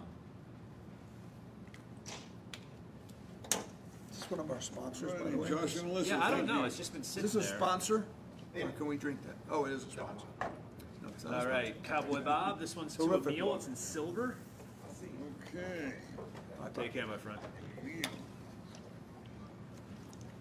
I have a feeling I think I know the answer to this question, but Kyle James has thrown it out there. Who do Okay. you think was the best manager in the 80s era WWE? Bobby Heenan. Without a doubt. There you go. And that's no disrespect to all the other guys. Yeah. Jimmy Hart was great. And Mr. Fuji we mentioned, probably going to leave out a couple people. Yeah. But to me, because of his mastery with humor Yeah. and his great rapport with Gorilla Monsoon, and Oh. plus he had the outlet of being the broadcaster. Yeah. So, he was the wise guy on the Titan Sports Show on the Tuesday Night Titans. And so he's probably the best of all time. It's like comparing Gene Okerlund to everybody else. There's one guy who's the greatest. Doesn't mean the rest didn't do a good job. I don't know if you're on Instagram, but I am. What's your handle? Give it a quick At plug. Craig Minervini, and also on Twitter. At Craig Minervini, at Ryan Moore Comedy. Here's the thing, though. The best part about following the 80s wrestling page is that it's opened me up to all these I'm different sorry. wrestling Instagrams. And I Sorry, saw that was something. Emil. It's very rare That's that you see something now you. as a wrestling fan from years back that you Yeah. haven't seen before. But it was a video of Bobby Heenan accepting an award from some television station in London. But they were at Titan Towers. Yeah. And he cuts this 6-minute promo. Yeah. And it turns out that it was really Randy Savage's award. And Savage comes in. Oh. And cuts out, and they do funny. this whole great exchange. I'll have to send it to you. And I'm like, of course I would have never seen this because Yeah, it only right. aired Right, in the in United the- Kingdom. right. But Oh, now that's somebody funny. put it on Instagram. Yeah. So there's just so many gems that you can find Yeah. on Instagram. It's fun. So follow at 80s Wrestling, and then you'll fall down that rabbit hole Yeah. yourself.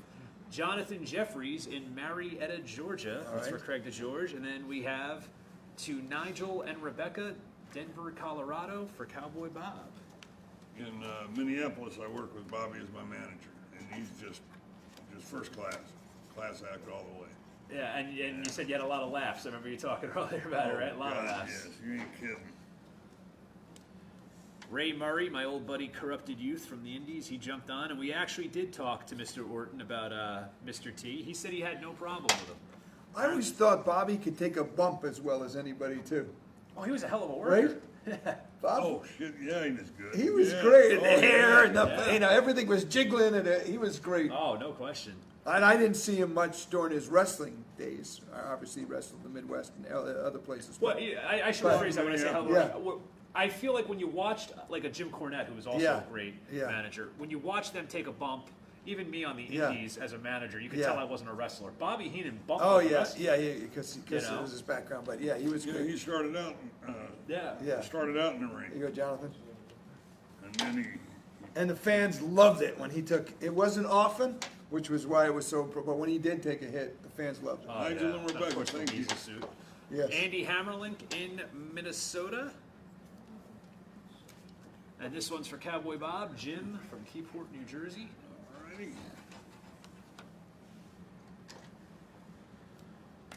Kyle James says, when does the auction start? Not for quite a while yet, Kyle. It's 8:56 now. We'll probably do the auction, I would imagine, around 9:40, 9:45. So just stick around. We still got some more pictures that we're clearing up right now. Online store's open till 9:30. We still have to move on to the memorabilia that's been sent in by the fans. So just hang with us. We're here till 10 o'clock. So all I can Alrighty, promise Jim. you is the signing will be before we leave. Why are you in a rush to get rid of us? Just hang out with us. Have fun. We got Craig DeGeorge, reminiscing with Cowboy Bob Orton. A lot of great stories. All right, Andy. Andy from Minnesota. All right, this is Adam Pop in Michigan City, Indiana. Oh, yeah. This one is Jeremy Harris in Old Bridge, New Jersey. I keep getting caught on the lip here. All right, thank you. Carlos Caballero, thank you, sir. Always appreciated.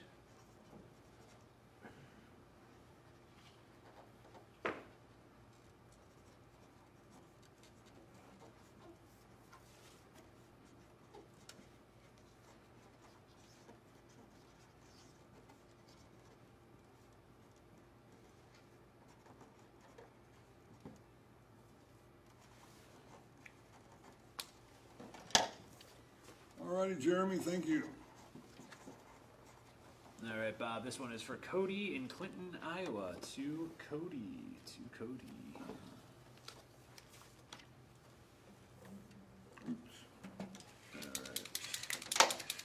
For Adam from Michigan City. Thank you, Adam. All right, so this is Dana Smith, the WWE Encyclopedia. Look Oh, at this yeah. young, handsome guy. The book. This is actually a great picture of you. A lot of them is side profile of you interviewing a talent, but this Oh, yeah, that was our they already have Cowboy Bob head-on signatures. shot. Now they Wow, have that's cool. you. You sent the book here? How do you like that? Sign it in the big white square with a black Sharpie, just the signature, okay.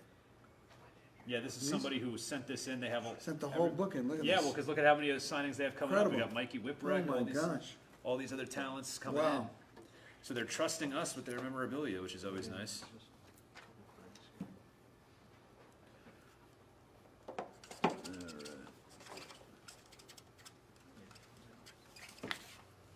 All right, so these are separate. Yeah, that's a separate one, yeah. That's Different great. people or same person? Different people. Okay. Isn't that, Bob, it's funny, we wound up on the, I mean, how many pages is it, about 400, 500, we're on the same, Same Hey, page. isn't that weird? Cool. here's Bob over here, Oh, I've already got it signed. you signed it, and here I am over here, what are the odds? Yep, that is pretty funny. I don't know if you were able to get Cowboy Lang, Well, they update these every couple of years, I think, yeah, too. right. Crash Holly. Close it up. You signed it already? Dana Smith. No, thanks. Bob Orton's. Bob's signed already it in there. He's already in there. I've so- already signed it, yeah. So don't close it up, it's wet. You just Okay, yeah, good point. That's why you got the best right here. That's why we have the That's why we bodyguards have here. them. Good stuff. All right, Anthony Clark. He wants just your signature. I guess they cut you out of the encyclopedia. They're gonna Oh, put he in cut the it fridge. out, all right, blue, in blue. And I guess I'll just sign it. I've always here. wanted Craig DeGeorge on my refrigerator.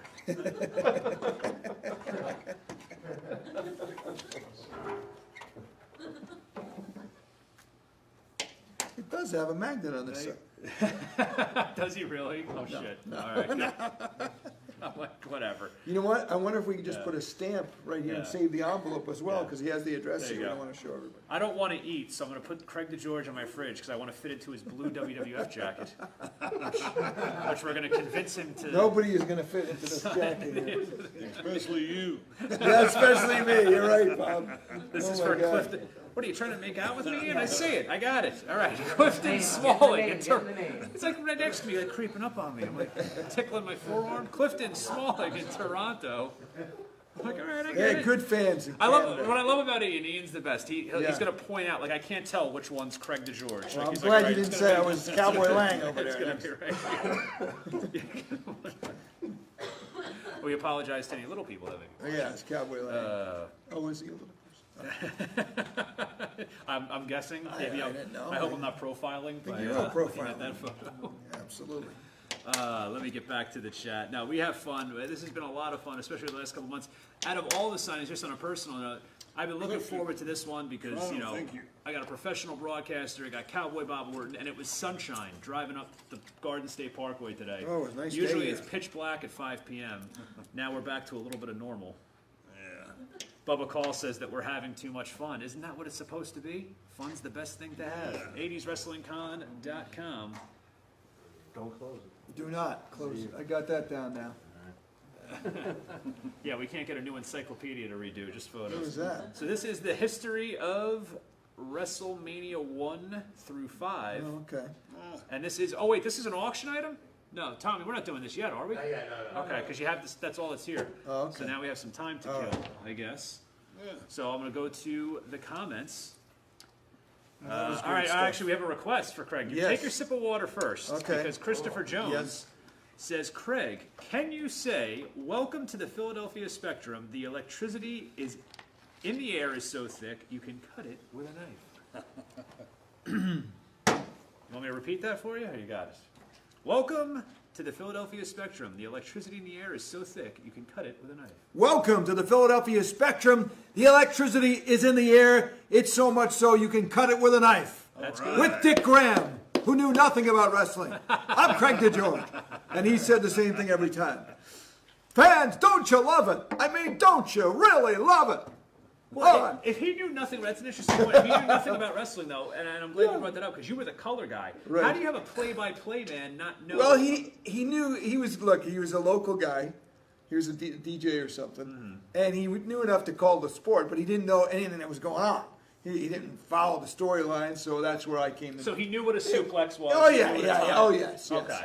yeah. Okay. He just didn't know the things that were going on. People liked him there, but for the other shows, Gorilla did most of them in the Garden and in Boston Garden, and I would work doing something on the show. Yeah. Yeah, But Gorilla was good. Gorilla was the best. He Oh, was yeah. really was great, Yeah. and him and Bobby. Oh, You know, the they two were, of them they were together. as good as it gets. That was wrestling's Laurel Yeah, Hardy. as Abbott good as and it gets. Costello. Oh, yeah. Yes. All right, so They were these perfect. are the LJN. This is the card for the LJN action figure. I believe we have a couple of the LJN action figures over here, and this is sent in by, I don't know, because it's his address. I don't want to give that out. Well, no, that's where he wants him to sign. His name is Lenny. I'm not going to give his address out, but Cowboy Bob Orton, the ace Cowboy Bob Orton, wants that signed in. That's cool. Look at how great this is. Major League Wrestling Souvenir Program. Look at that. Wow. I want to be very careful with this. Right. Oh, right here. Jeez. Oh, Blackjack Mulligan and Andre in the back. Yeah. And we got Bob back on Cowboy Bob on the front. Huh. I know. I was just going to say it's definitely Randy Orton's dad right there. Look at that. See, so that was a program at the Spectrum, as a matter of fact, huh? Pretty cool. 1982. $1.50 for the program. Oh, this is good. It's like how the cards used to be. They would list this is almost like how we used to do the interviews, where they would list one after another on the card. Pedro Morales. Mr. Fuji is a wrestler with Mr. Saito. Kyle James says Bob Orton gave us the Derek Jeter of wrestling. So I guess he's referring to Randy on that one. I like that. That's a good analogy. Thank you. Tommy and I have been saying that for years. I said to Tommy, I said, my favorite guy is Randy Orton, because you just always know that it's going to deliver, even if it is an intergender match against Alexa Bliss. It delivers. Craig, did Lord Alfred Hayes give any pointers on the production side? Every now and then, Sir Lordship, he was great. Yeah. No, he was as nice a guy as you can imagine. And hilarious, I've heard. Very funny, yeah. Off camera, he's funny. He's just pleasant. That accent he had gave an air of, I don't know what it was. It was very Oxford. It was threw like us off to a different level in the wrestling world. The way he talked, he made the grimiest little hold sound so beautiful and wonderful. The way with flowers. And, one of my favorite he was moments great. is watching liked the him. old Tuesday Night Titans with Don Morocco and Mr. Fuji doing the stand-up routine. Yeah. And Gene Okerlund and Halford Hayes are pissing themselves. Oh, Like, yeah. you can tell, because Fuji keeps mispronouncing words. Oh, yeah. And, oh, my God. Because Fuji said to him, he goes, Yeah. how about we try something, he meant to say topical, but he said tropical. Yeah. And you just see Gene Okerlund and Hayes hit the floor. And it's like, oh, the fun that those guys had. Yeah. Oh, God, you know it. So this is another, the Wrestling Superstars. This is actually the poster. I'm not going to remove the tags to show you, but this actually came with the LJN action figure that you would buy back in the day.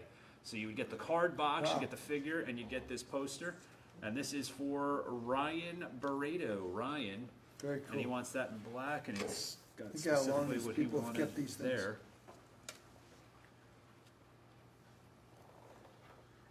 Black, you want to see here? Yeah. You want me to write this?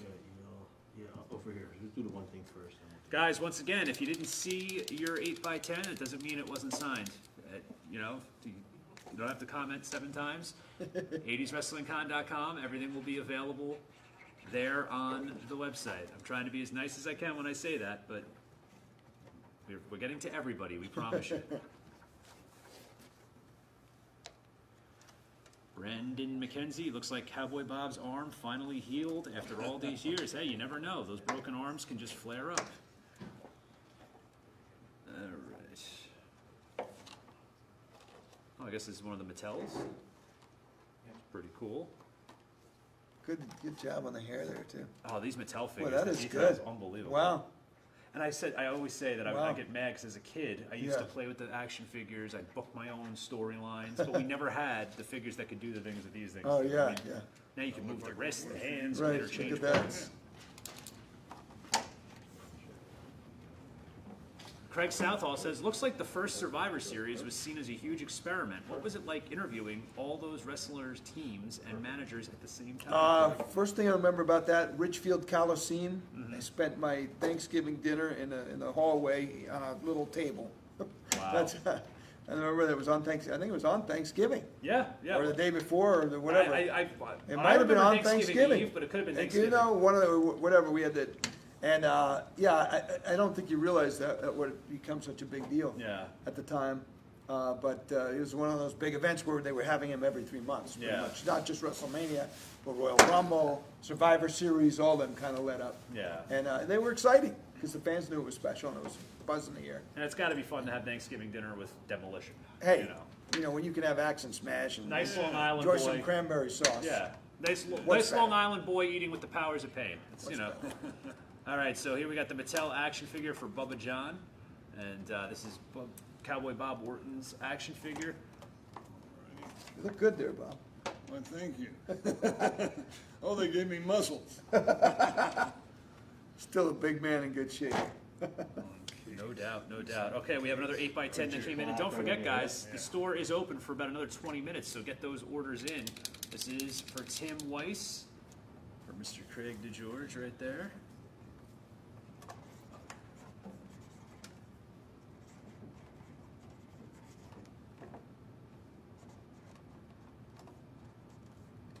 '80sWrestlingCon.com for all upcoming signings.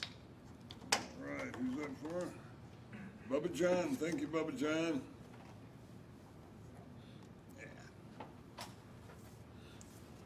There you go, Tim. All right, for Tim Weiss, for Cowboy Bob Orton, there you go.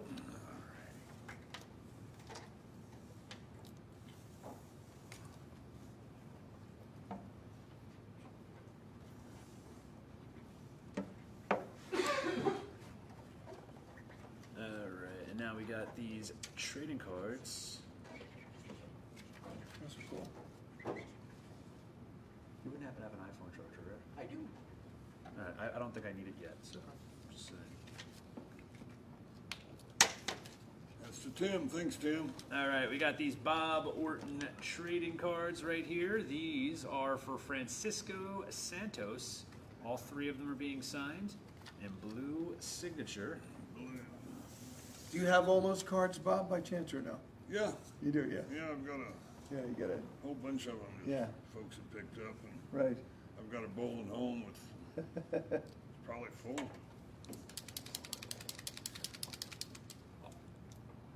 We starting the auction or doing the there's still memorabilia? Yeah, we're done. Okay, so when we're done with that, we'll start the auction. This auction is going to be exciting. I'm hearing a lot of good things. Yeah. Should always be. Well, there's one guy who takes it every week. That's the problem. So we need to. I don't want to see him get dethroned. I mean, he's spending the money. but- Menard? What was his name? Emil Menard. Emil Menard. He gets all pumped up and Watch out for you, excited. Emil. I heard some people are coming for you this week.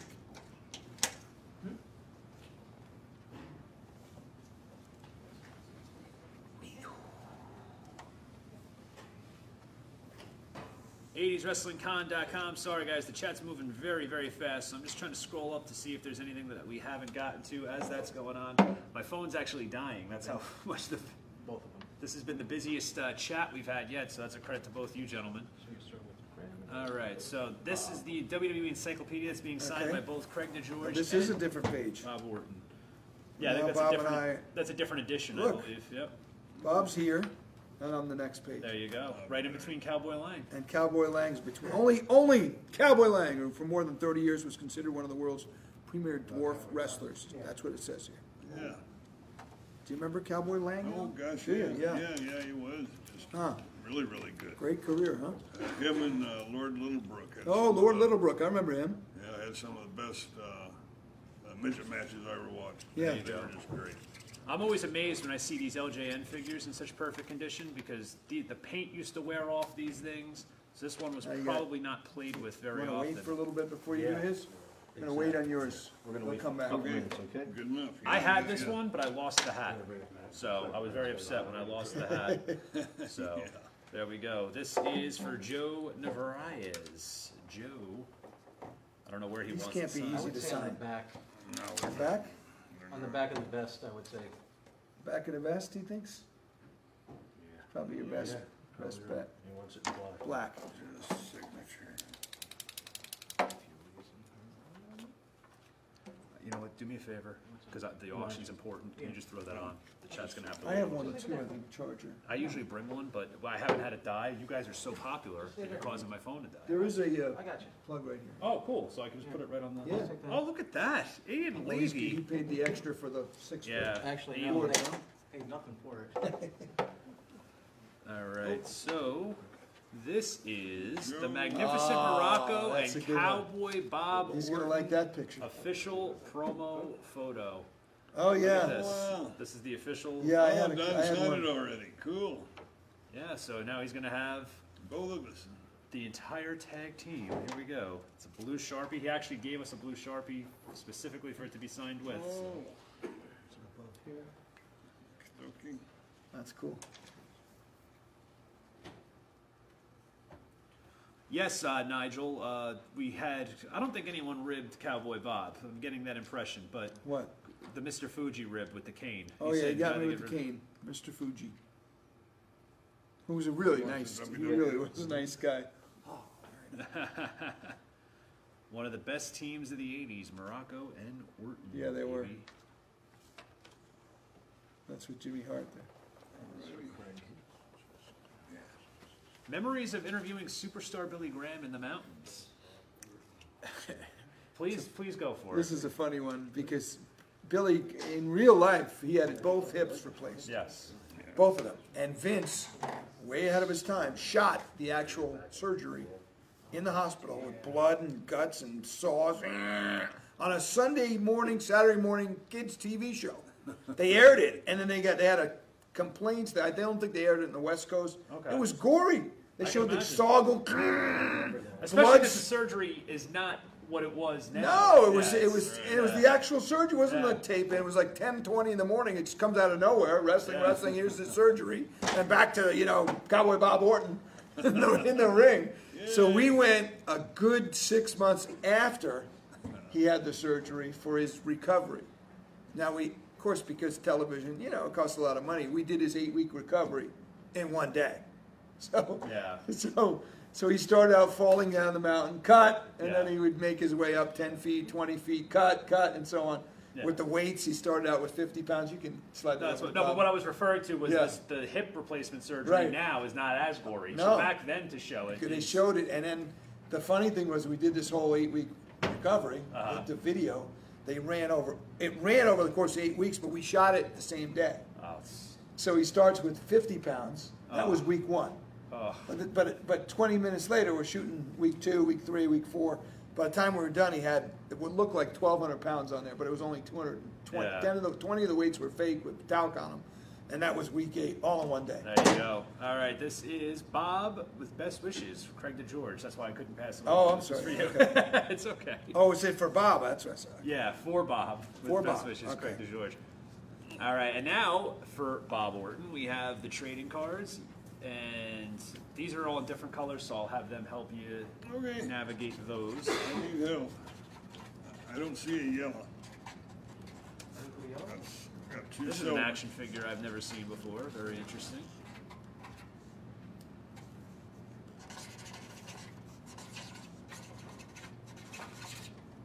I think it's just signatures.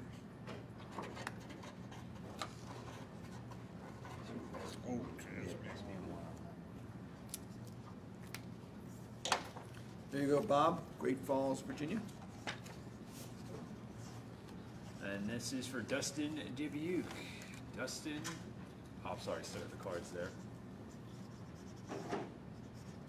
Thorsten Fritz wants to know, and I guess either one of you could answer this. Any memories of Oh, Dr. that's the Death, yellow. Jeez. Steve Williams? Worn by someone. Boy, I just remember him being a fierce Yeah, guy. He's always seemed to be in character. What do you remember about Dr. Death? Steve Williams. He was a Yeah, tough I dude. didn't know Steve very Yeah. well. Yeah. I never. We were in Japan together, Right. and that's I think the only time we were ever in the same place at the same time. Never wrestled against each other. Right. Of course, we were wrestling Japanese fellas. Yeah. He was a hard-nosed, just, kind of had a mean persona to him. Yeah. I'm sure he was a nice guy, but Yeah, he came off that. Yep. he was a big deal to have him on the card. Yeah. Remember that? And Herb loved him. Dr. Death, Steve Williams, or his name of That was the guy. Yeah, I think he wrestled for Oklahoma. Oh, Yes. is that what he Yeah, came he out was of? pretty solid. Yeah, That's he what was. Jim Ross was always going nuts for. Yes. Yeah. I've never seen this action figure before, but very interesting. Legends of Professional Wrestling. They got the whole series of different Oh, sure. talent on the back. It looks like you could get one with regular and then one bleeding. So if you want Ivan Putski or Ivan Putski bleeding, Yeah. there you go. Interesting. I mean, or you What could was just this take magic made? markers. Johnston, Rhode Island.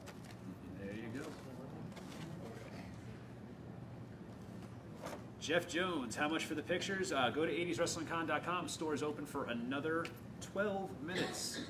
So get your order in. All the information about pricing and whatnot is available there. Roy Pfizer, I want to pick. Same buddy, 80swrestlingcon.com. Reggie Amir, any good Adrian Adonis memories? I didn't work with him very long, if at all. But you obviously knew him very well. Adrian Adonis. Oh yeah, I knew Adrian. He was a hell of a hand, boy. Could he move? And when I first met him, he probably weighed 220. Oh. And then he got up to maybe 30 or 40, and could move just as well as he did at 220. He was amazing. Huh. And what an athlete. Yeah. It's just a shame he was cut short, by that accident. Yeah. Definitely a tragedy.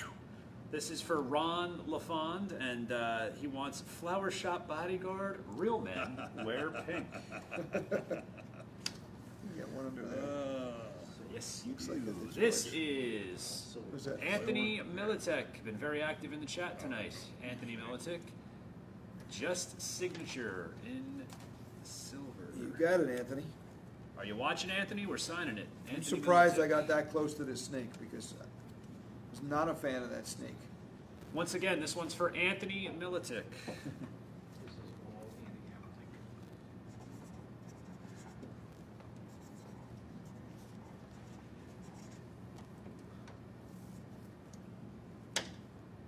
Make sure he gets a shout out too. Just Absolutely. Yeah, we have to. This is for Bobby Smith.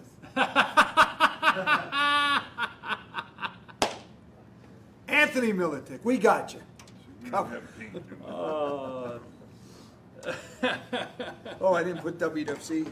See, we're Too having much. too much fun. That's right, WWF Announcer.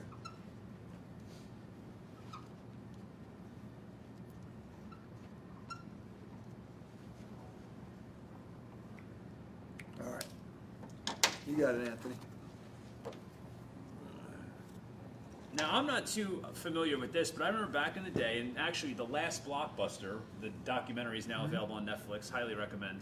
The local video store by me, they had a very nice, elaborate wrestling section. You'd go, you'd rent the tapes, but I never saw this. This is All-Star Wrestling Volume 1, and Cowboy Bob Orton is on the cover. He's got a little bio on the back. Most of the matches contain him. Do you remember this being put out? No, or- I don't remember. Yeah, I seen Bob? it. Yeah, there were some good matches in there. I don't know if this was WWF I or don't this think was, so, no. No, they put out a whole bunch of them with different Okay. ones of the Different boys. territories and Different- regional well, promotions? Yeah, possibly, but it was definitely a lot of different boys. And all Yeah. that. Huh. That's cool. So Andy Hammerlink in Minnesota. Ian's the expert when it comes to the multimedia stuff. So That's great. Look he- at if, that. if he doesn't know, The then Assassins, Rick McCord, Dick Slater, No, and I more mean- action. I never saw a royalty They're check like from these Bradley's people. or Was that right? Jersey Yeah. and Hershey. Send your royalty check. cool. This is my favorite part about hosting these when you get to see some of the stuff that people send in Yeah, this is great. and how they trust us, which is great. Wow. And in such good condition. Yeah, I had a lot of 30, magazines 40, and 50 programs as years. a kid, but I never really took good enough care of them. So Yeah, it's nice to right. see. Okey-dokey.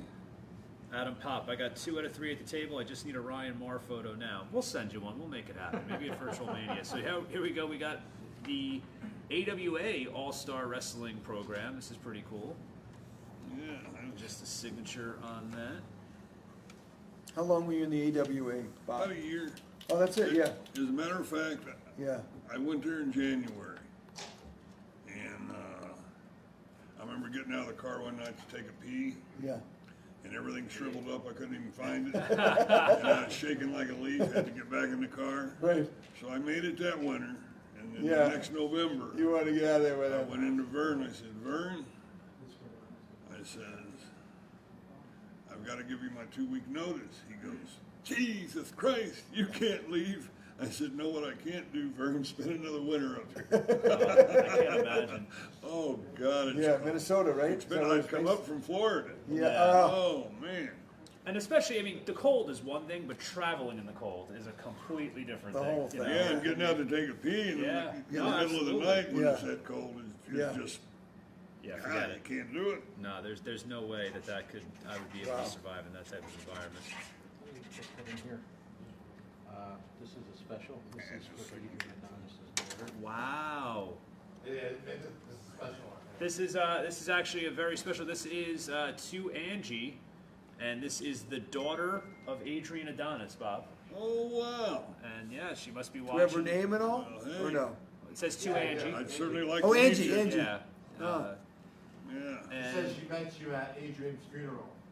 Okay. Where am I not? I must have missed that. The No, shot. it's in the email. Oh, in the Right. email. Okay, well, thank you so much. We had Yeah, thank Road you Warrior very much. Animal's wife come in a couple weeks ago, so it's always great. That's why I say share these videos, guys. You never know who will wind up seeing them.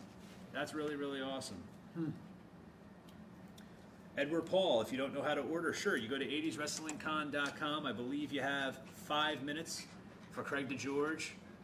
She wants to know any stories you can share of you and her dad. Before you go there, just go to 80swrestlingcon.com and you can place that order. You have 5 minutes left, and then I'll give the floor over to Cowboy Bob.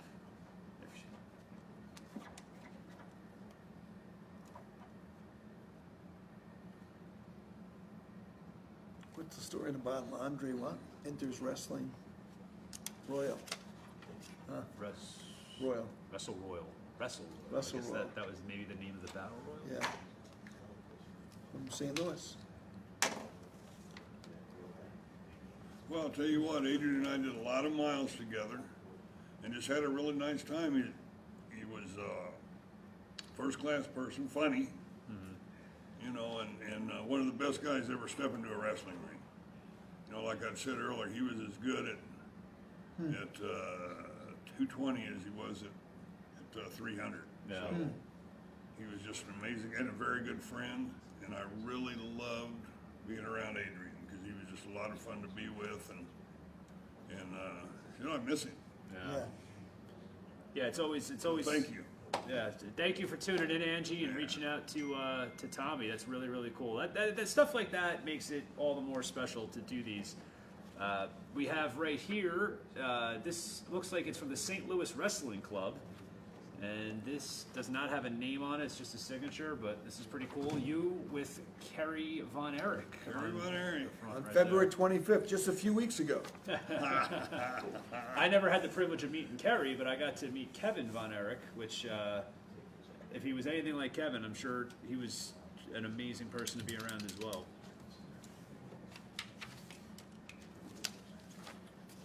Yeah, Kerry was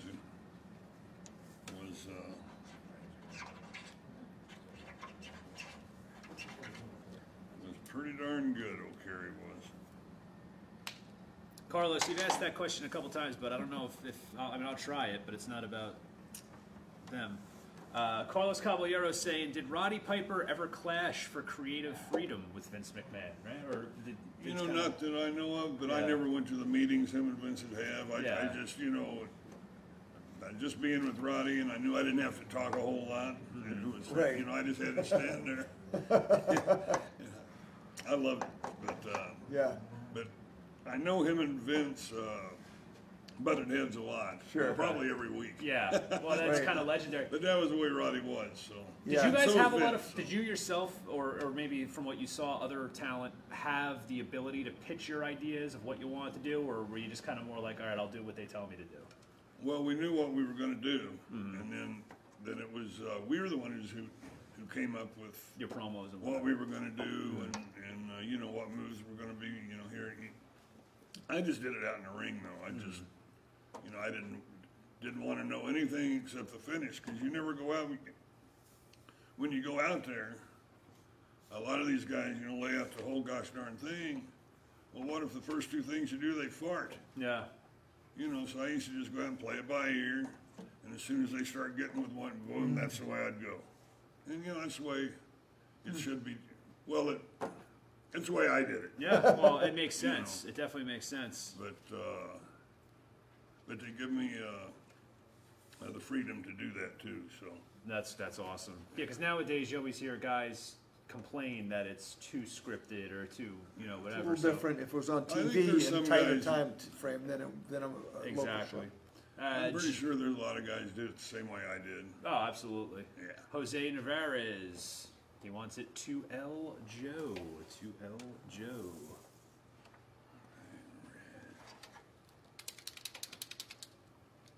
RJ, we talked about that earlier, actually at length a little bit. So 80swrestlingcon.com in the next couple days. You'll see the information for all the upcoming signings, but you'll also see the videos of this signing and the past ones. So definitely go check that out. If your question was answered already, that's where you'll find it in the next couple days. Cowboy Bob and Piper really got after Mr. T. Yes, they did. And Mr. T was a huge star at the time. So that had to be pretty cool. Sorry, joined late. No need to be sorry. Share the video, put it out there. 80swrestlingcon.com. Can they watch the entire, is this Yeah, this replayed? is all going to be on the website in the next couple days. Yep. Beautiful. El Joe, thank you. All right, Justin Kaufman in Wexford, Pennsylvania. Red, Justin. You get it red. Alrighty. This was a popular one, this. Yeah, the LJN poster. Yeah. I just love how they kept it in such a nice condition. Nobody sent in an ice cream bar that's still frozen from Yeah, right. Yeah, or at least the box. I like the ice, that vanilla ice cream. That was great. Yeah, now the new one sucks. Now they Isn't took it? out the chocolate. Oh, is it bad? Yeah, they had the chocolate, the vanilla with the little cookie thing, with the wrestler on the outside. Oh, really? That was a great. When that thing came out. Yeah, those were popular. Very Humor good. trucks. I think it also included a trading card. Maybe, yeah.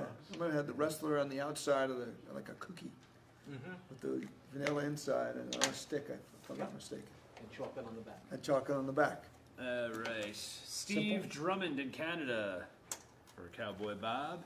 And then I'm also going to hand him this AWA Boxing and Wrestling Club. And then we need to get on to... Oh, we have... All right, because he told me the auction like Oh, a that's half hour cool. ago. Sorry about Yeah, that. no, we're still. All Very cool. right. Some good names on that one. Good condition. Yeah, definitely. Look at that. Cheeky, Backlund, Yeah. Stan Hansen. Dan Hansen, Billy? Billy Jack Haynes? No. Billy Jack Haynes? No. You know what, maybe. Maybe. Wild, is that a Wild Bill? Looks like Wild Bill, yeah. Jarrett? Jeff Jarrett, maybe? Boy, I couldn't tell you. Stan Stan Crenshaw or something. Kowal- Crusher. Crusher, not Kowalski, is it? Could be. 80swrestlingcon.com. I believe the online store just closed, but you can place your orders for any of the future signings coming up. Don't forget Virtual Mania this Sunday, so get those orders in right now for Haku, Jake the Snake Roberts, Skinner, Orient Express, and Max Moon. This has to be something really special for you because there's not many father-son active tag teams that got to work together, and I can't think of really, off the top of my head, any father-son action figure set. So this is pretty cool. This is the WWE Classic Superstars. This was actually made, was this Jax? No, this was Mattel, right? No, that's Jack. This is Jax Pacific. And Cowboy Bob Orton, Randy Orton. This had to be a thrill when you found out this was going to be happening. Oh, gosh, yeah. Yeah, putting the two of you guys together in an action figure set. This is for Nicholas De Silva. That's cool. That is super cool.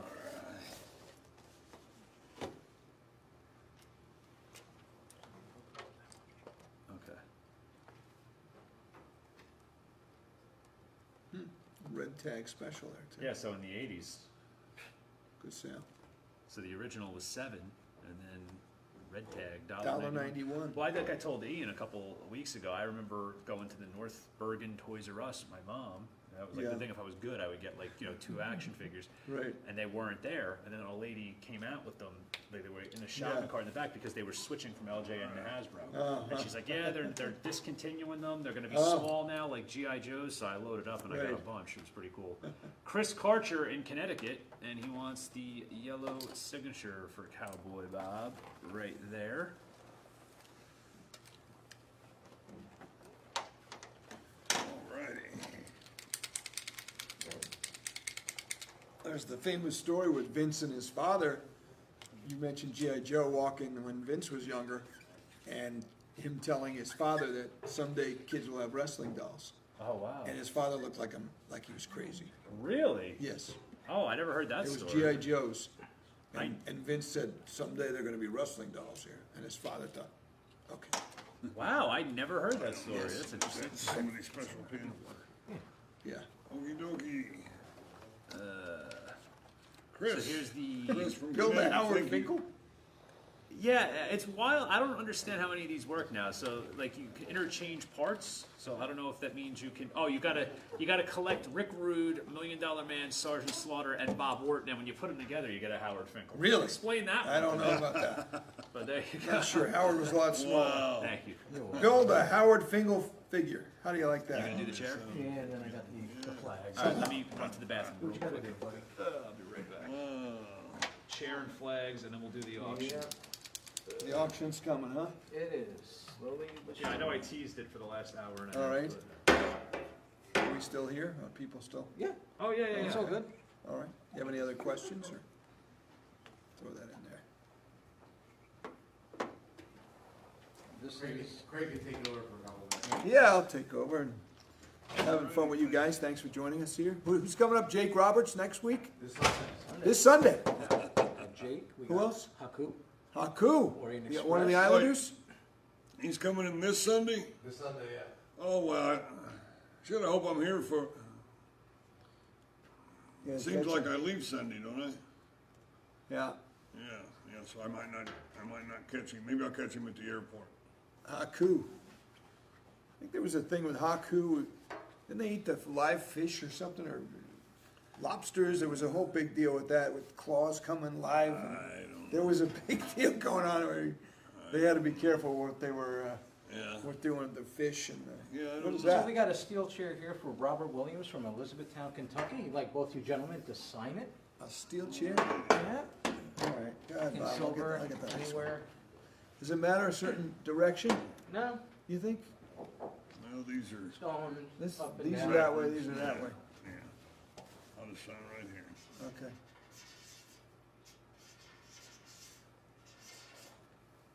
All right.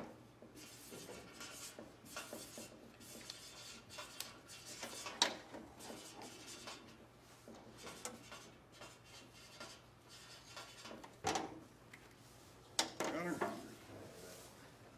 And What then we felt have good our- picking Oh, that chair. that's great. Our flags. That's This a is good one. for, this one is for Carter Cole. Wow, Your flag here, buddy. that's great. We're gonna have a couple signatures here. That's cool.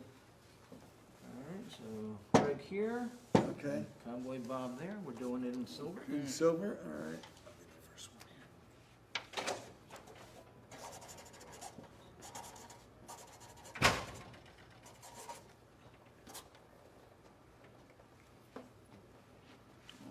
That's cool, the old logo.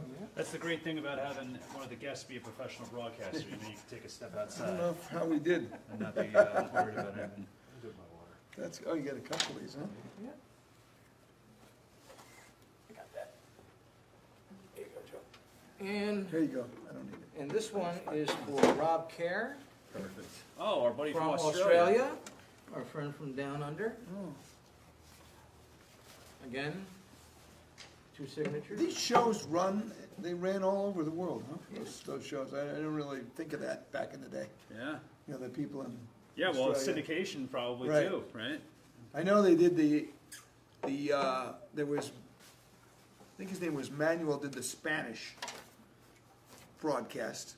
Manuel Alonso, something like that. And Frenchie Martin did the French. Remember Frenchie?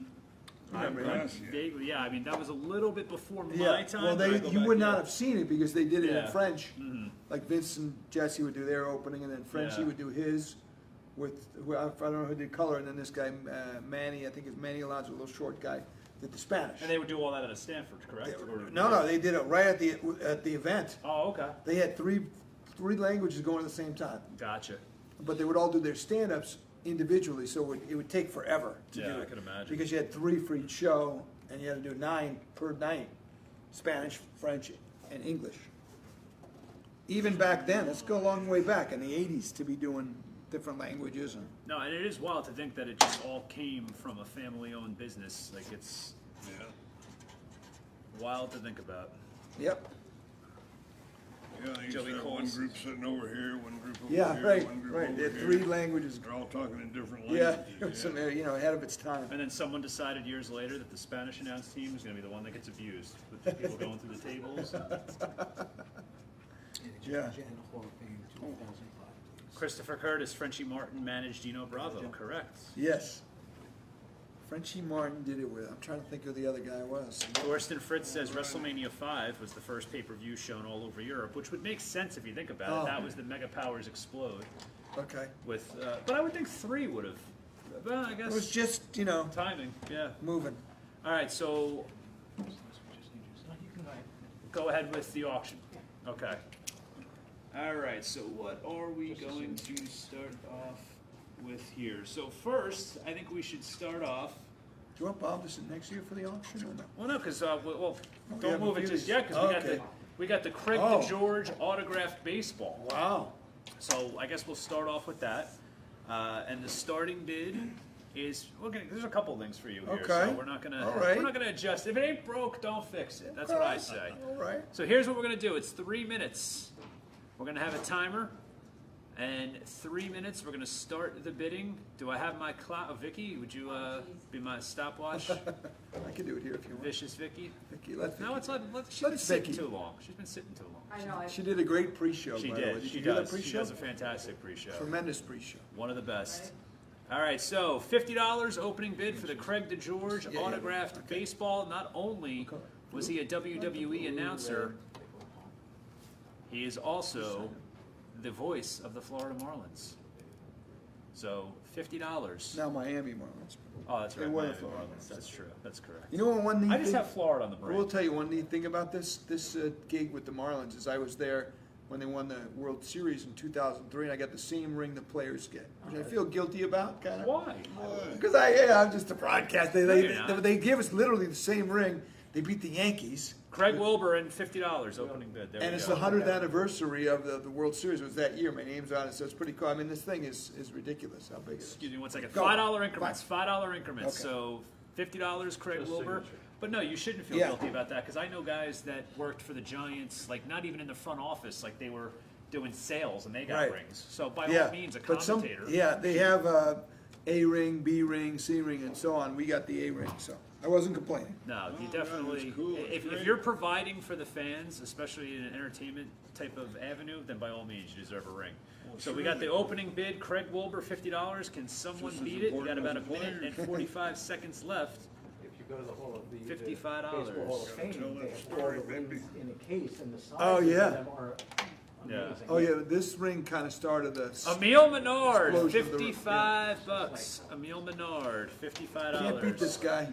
Never. You can't beat him. Can Craig Wilbur come in at 60? Can Craig Wilbur come in at 60? Or anybody come in at 60? Craig Wilbur is in at 60. So we got $60 on the Craig DeGeorge autographed baseball. Am I going to see 65? Got about a minute and 10 seconds left.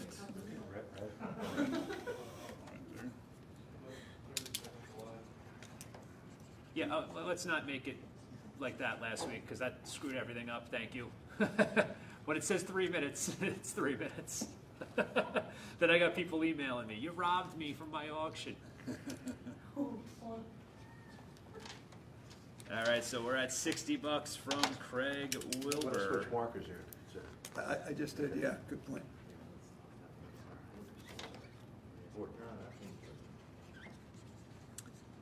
All right, got about 35 seconds left. Is someone going to beat Craig Wilbur's $60 bid? See, I think Emil is one of those guys who likes to wait in the wings, play a little. He's waiting for the Yeah. buzzer. Up, Emil Menard, 65. He ain't Buzzer waiting in beater. the wings that He's a long. buzzer beater.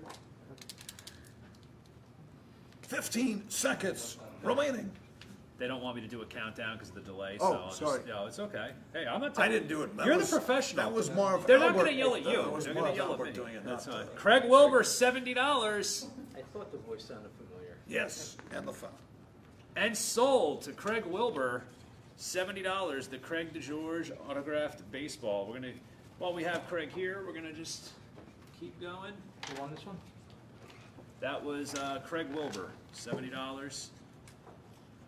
And now we have a Craig DeGeorge autographed microphone, I'm assuming. We're going to start that off at $100. I'd like to thank It's Radio not Shack. battery, it's a power operated, yeah. just so you know. Thank you, Radio Shack, for providing this. $100 opening bid for the Craig DeGeorge microphone. It is a working microphone. by Of the way. course it is. Yeah, we're not Use going it to. for karaoke, Yeah, functions around the house, family. we're not going to sell you garbage. If here you're working at the 80s Holiday Wrestling Inn on Pod weekends, very good. Sure microphone. with your name autographed on it. I'm sure it's a microphone. It's not a Shure microphone. No, it's definitely not a Shure, because then the opening bid would be $500. Are you sure? Who's on first? All right, so can we get a $100 opening bid? I want Vicky to stand there all the time because her laugh makes me feel good. It just puts me over. So she's just gonna have to laugh constantly.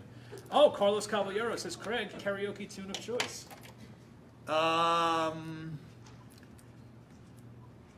That's a good question. Boy, a tune of choice there, huh? Are you much of a karaoke Not really, guy? but Bohemian Rhapsody, I think, is my favorite. Wow, so I mean, that's a pretty big one to go with. I mean, that's like me saying I never played. That's like me saying I never played in the snow. I'm going to build an igloo. I mean, how do you go? I don't really know karaoke, but we're going to go Bohemian Rhapsody. What a movie, by the way. Wasn't that a great movie? It was good. Really? It was good. What more did you want? I would have liked to have seen the original person that was scheduled to play Freddie Mercury. I don't know who that. Sacha Baron Cohen. And he backed out because he didn't like the changes to the script that were made. I think Sacha Baron Cohen's the probably Really? greatest performance artist of the last 30 But wait years. a minute. That guy, Remy, He was good. I thought he was unbelievable. I think Sacha didn't- Baron Cohen would have You done think- better. really? My opinion. My opinion. I don't know about that. Should look just like him, too. I don't know how you could do better than that. Okay. But that's we can agree to interesting. disagree. All I mean, don't right. get me wrong. He was. Look, what do I know? He won the Oscar, right? So, I'm just saying, Sacha Baron Cohen, I think would have been. Wow. Better than winning the Oscar. We're looking for the $100 opening bid for the Craig DeGeorge. I almost called you Craig Wilbur, but he was the winner of the he last was the auction. winner, yeah. Craig DeGeorge autographed microphone. So, $100 opening bid. Who's got it? Emil. I mean, you lost the last one, Emil. I think you need to redeem yourself with this one. Do we have our boy Emil? Yeah. Kyle James. I like when the fans start going in on Emil. Emil, are you out of this one? They want to know. This is a practical, you can use it. 80swrestlingcon.com for all the upcoming signings. Looking for the opening I mean, bid. you can see I actually had the microphone here in Yeah. the shot. Yeah, Not there it that is. It's mic, but the microphone from the Cheryl Roberts, it's Jake a- Roberts promo. reasonable facsimile.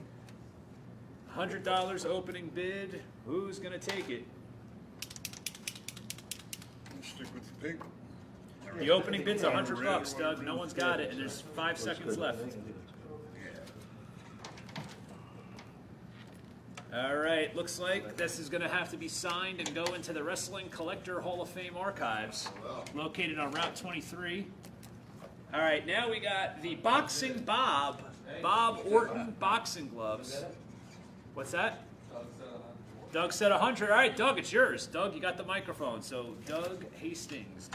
Where do All right, thank you, Vicky. You going to reset that for me? All right, start it now because there's a little bit of a delay. We'll figure it out. Great. All right, so now we got the Boxing Bob Orton Everlast boxing gloves. These will be signed by Cowboy Bob Orton or Boxing Bob. Looking for $100 opening bid. These are the real deal Everlast gloves. They will be signed by Cowboy Bob, Ace Boxing, whatever you want him to put, he'll put on them. But the opening bid's $100. Thank you, Thorsten. We established that. Doug had it in there. Cowboy Bob, thanks so much for the great memories and blessing to your family for a great storied legacy in the business. Thank you very much. Emil Menard coming in with the boxing gloves, $100 opening bid. All right, you're good, man. You're tricking me now. Come on. Oh wow, look at this. Emil Menard just paid my car payment. Thank you, Emil. That was unnecessary. You didn't need to do that.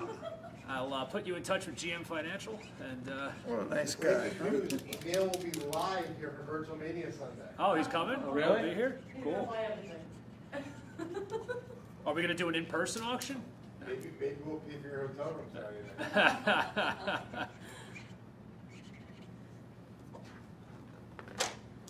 All right, come on, $100, Emil. See, the problem with Emil coming in at the opening bid is I think people just go, at this point, let him have it. I ain't gonna. Right, they could drive him up. Some people like to do that. Yeah, but you know what? I think Emil's too intimidating. Oh, I got him. I think people get afraid. I mean, that's just my opinion. I mean, look, I'll be Well, they proven do, wrong. but- If You did? someone comes in at I 105 had no right now, pictures. then I'll know. Plus, I was staring at Cheryl Roberts too much. And you saw how much trouble that got Rick Rude into. Yeah, So, that's right. you gonna put Cheryl Roberts on your jeans next? I mean, come on, we don't That's right. airbrushed. Very good. Very good. Maybe that's what I'll wear Sunday. I'll have Vicious Vicky airbrush tights. I'll host. If you can virtual find Sunday. them, they're Yeah. sold out. Yeah, You they're can't sold get out. them. You're gonna get her over Yeah. with those. Back order.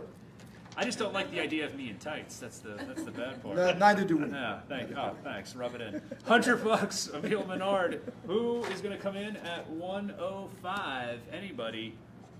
Got about 30 seconds left. RJ Evans is letting us know right now, Bob, that your son is summoning the Fiend on Monday Night Raw right now. He's summoning him. I don't know what that means. Why in the hell would he summon him? I don't know what that, right? Leave that guy wherever I'd he's stay at. away from that guy. You ain't kidding. You're gonna have to have a talk with your boy later. Yeah. All right, $100. The Cowboy Bob Orton, Boxing Bob, Boxing Gloves, and it looks like sold to Emil Menard. $100. Good job, Thank you, Emil. Emil. All right, what do we got next? We're going to go with this. This is the WrestleMania 1 through 5 history of WrestleMania. This is going to be signed by both Bob Orton and Craig DeGeorge. And we're going to start this one off at $75. Can I see $75? Travis Babcock wants to know how you feel about Derek Jeter as an owner.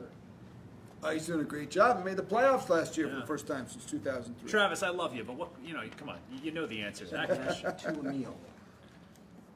E-M-I-L-E. All right, can I get a $75 bid? $75 bid on this history of WrestleMania 1 through 5 program.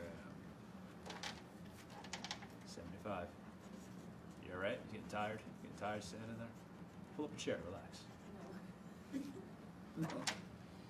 Emil Menard, 75 on the history of WrestleMania 1 through 5 program. Don't forget, this is going to be signed by both the men sitting to my right. Both. Craig Should I DeGeorge. flip through that quickly? Oh, or is absolutely, that- you could. That looks like a cool Absolutely, you can. magazine here. This reminds me of the pages of the World Wrestling Federation magazine. This Yes. is Update with Craig DeGeorge.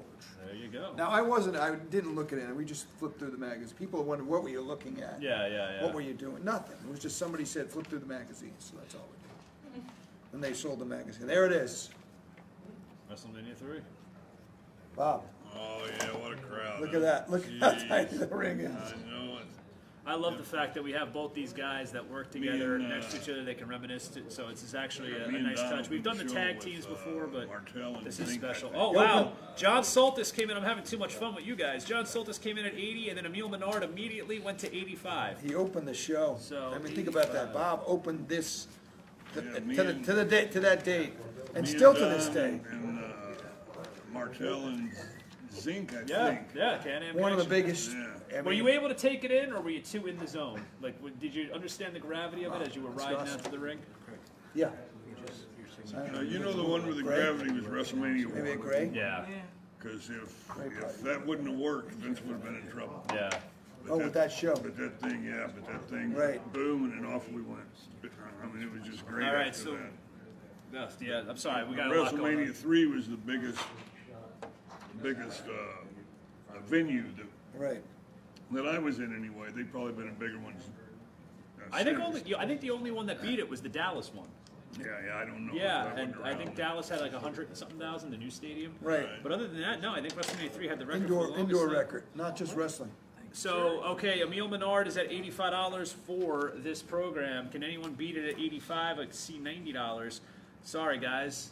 You can follow along in the chat. I'm having fun with Cowboy Bob and Craig DeGeorge. Doing my best here to get through it. We got 5 seconds left in this auction. Handsome Ian walking through.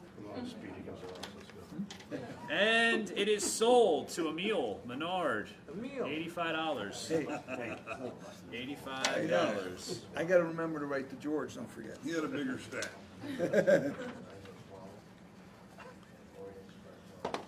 For a big Italian meal. All right. That's right. Yeah.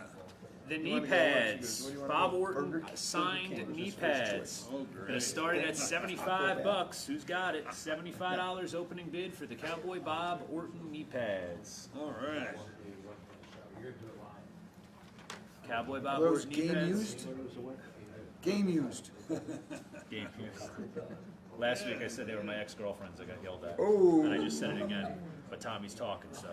$75 opening bid. We're looking for it. We're looking for it. Sometimes me and the audience just need to have I a didn't moment, realize she you know? was a wrestler. No, she wasn't. Hey now. 75. See what happens? He tried to cover for me, and I just dug the hole deeper. $75. Who's got it? 75. Volleyball, huh? So she taught Time for the knee pads. Thank you. 5'10". Or was she the libero? What do they call that? That's the setup person, maybe 5'4". Yeah, underlay. 75. Can we get an opening bid? $75. Over your head or over mine? Carlos Caballero, he really wants the suit jacket. How much? And this one was just, here's some insurance. Seriously, with the cost of dry cleaning these days, Yeah, right. you got to consider at some point. I see that. Actually, that would be interesting. We still have waiting for that opening bid on the knee pads. I wonder if Emil Menard would make a play for the jacket. You know, just throwing it out there. Because that's a one of a kind. I mean, who else has that? What's that? Ask him where he wants it. Well, you know what? I'm not even going to put it out there. Then you talk to him afterwards. Because honestly, if you did talk him into seriously. selling the jacket, I don't you think should I'd- hang that at the store. I don't think I'd seriously. It's No, I it understand. means I understand. not yet.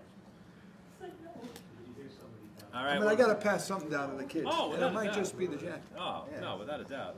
and a World Series run. Oh, you wouldn't want to get buried in it? Well, I would. No. I would get buried in it. I wasn't thinking of that. We're doing the cover. Just saying. Cover, I mean, I didn't mean to get. Color? I didn't mean to get morbid on you. I'm just saying. I mean, Yeah, I know. Matt Stevens, $75. Matt Stevens, 45 seconds left. Can someone outbid Matt Stevens? Just finding a spot, right? There's so much going on right now. There's just a lot of action around the session. But I'm excited. Yeah, you hear it, right? Bob, maybe you could do a. You want a silver? Oh, yeah. What do you think, or blue? $75. You're hearing it, I'm living it, pal. 75. I'm trying to broadcast her. color for Bob or 75. Anybody else? $80. $80. We're having so much fun. Whatever you want. AdiesWrestlingCon.com. Check out Silver. all the upcoming signings. Don't forget about Maybe Virtual do it on Mania the Live other this side of Sunday. the- So much whatever you talent. want. Jake the Snake Roberts, Haku, the He Orient just in the Express, front. Max Right Moon, across here. Skinner. All the great signings coming up. And it looks like we are going to be sold to Matt Stevens for use a different color? $75. Use the same color. Matt Stevens, 75. Blue? So it matches, right? All right. Next, we got the All-Star Wrestling Cowboy Bob Orton VHS tape. I'll read you the back bio. We're going to have the opening bid be $50. Brutal and vicious, the Cowboy slings punishment at any pathetic contender who dare challenge Cowboy's match. He spits venom on opponents and makes no apology for his cocky manner and ruthless disposition. Oh. The Cowboy wields any maneuver necessary to secure the match and creates uncompromising mayhem on the mat for his adversary. 30 minutes of wrestling action from Congress Video.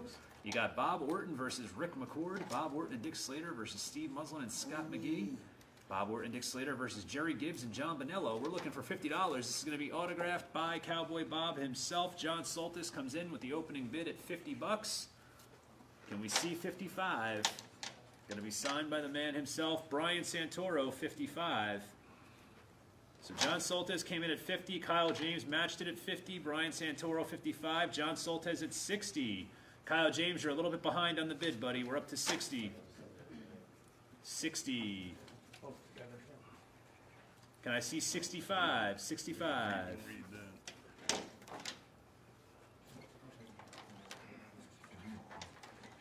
$70. Adam Pop said screw 65. I'm going right to 70. Adam Pop All with right, 70. Adam Pop 70.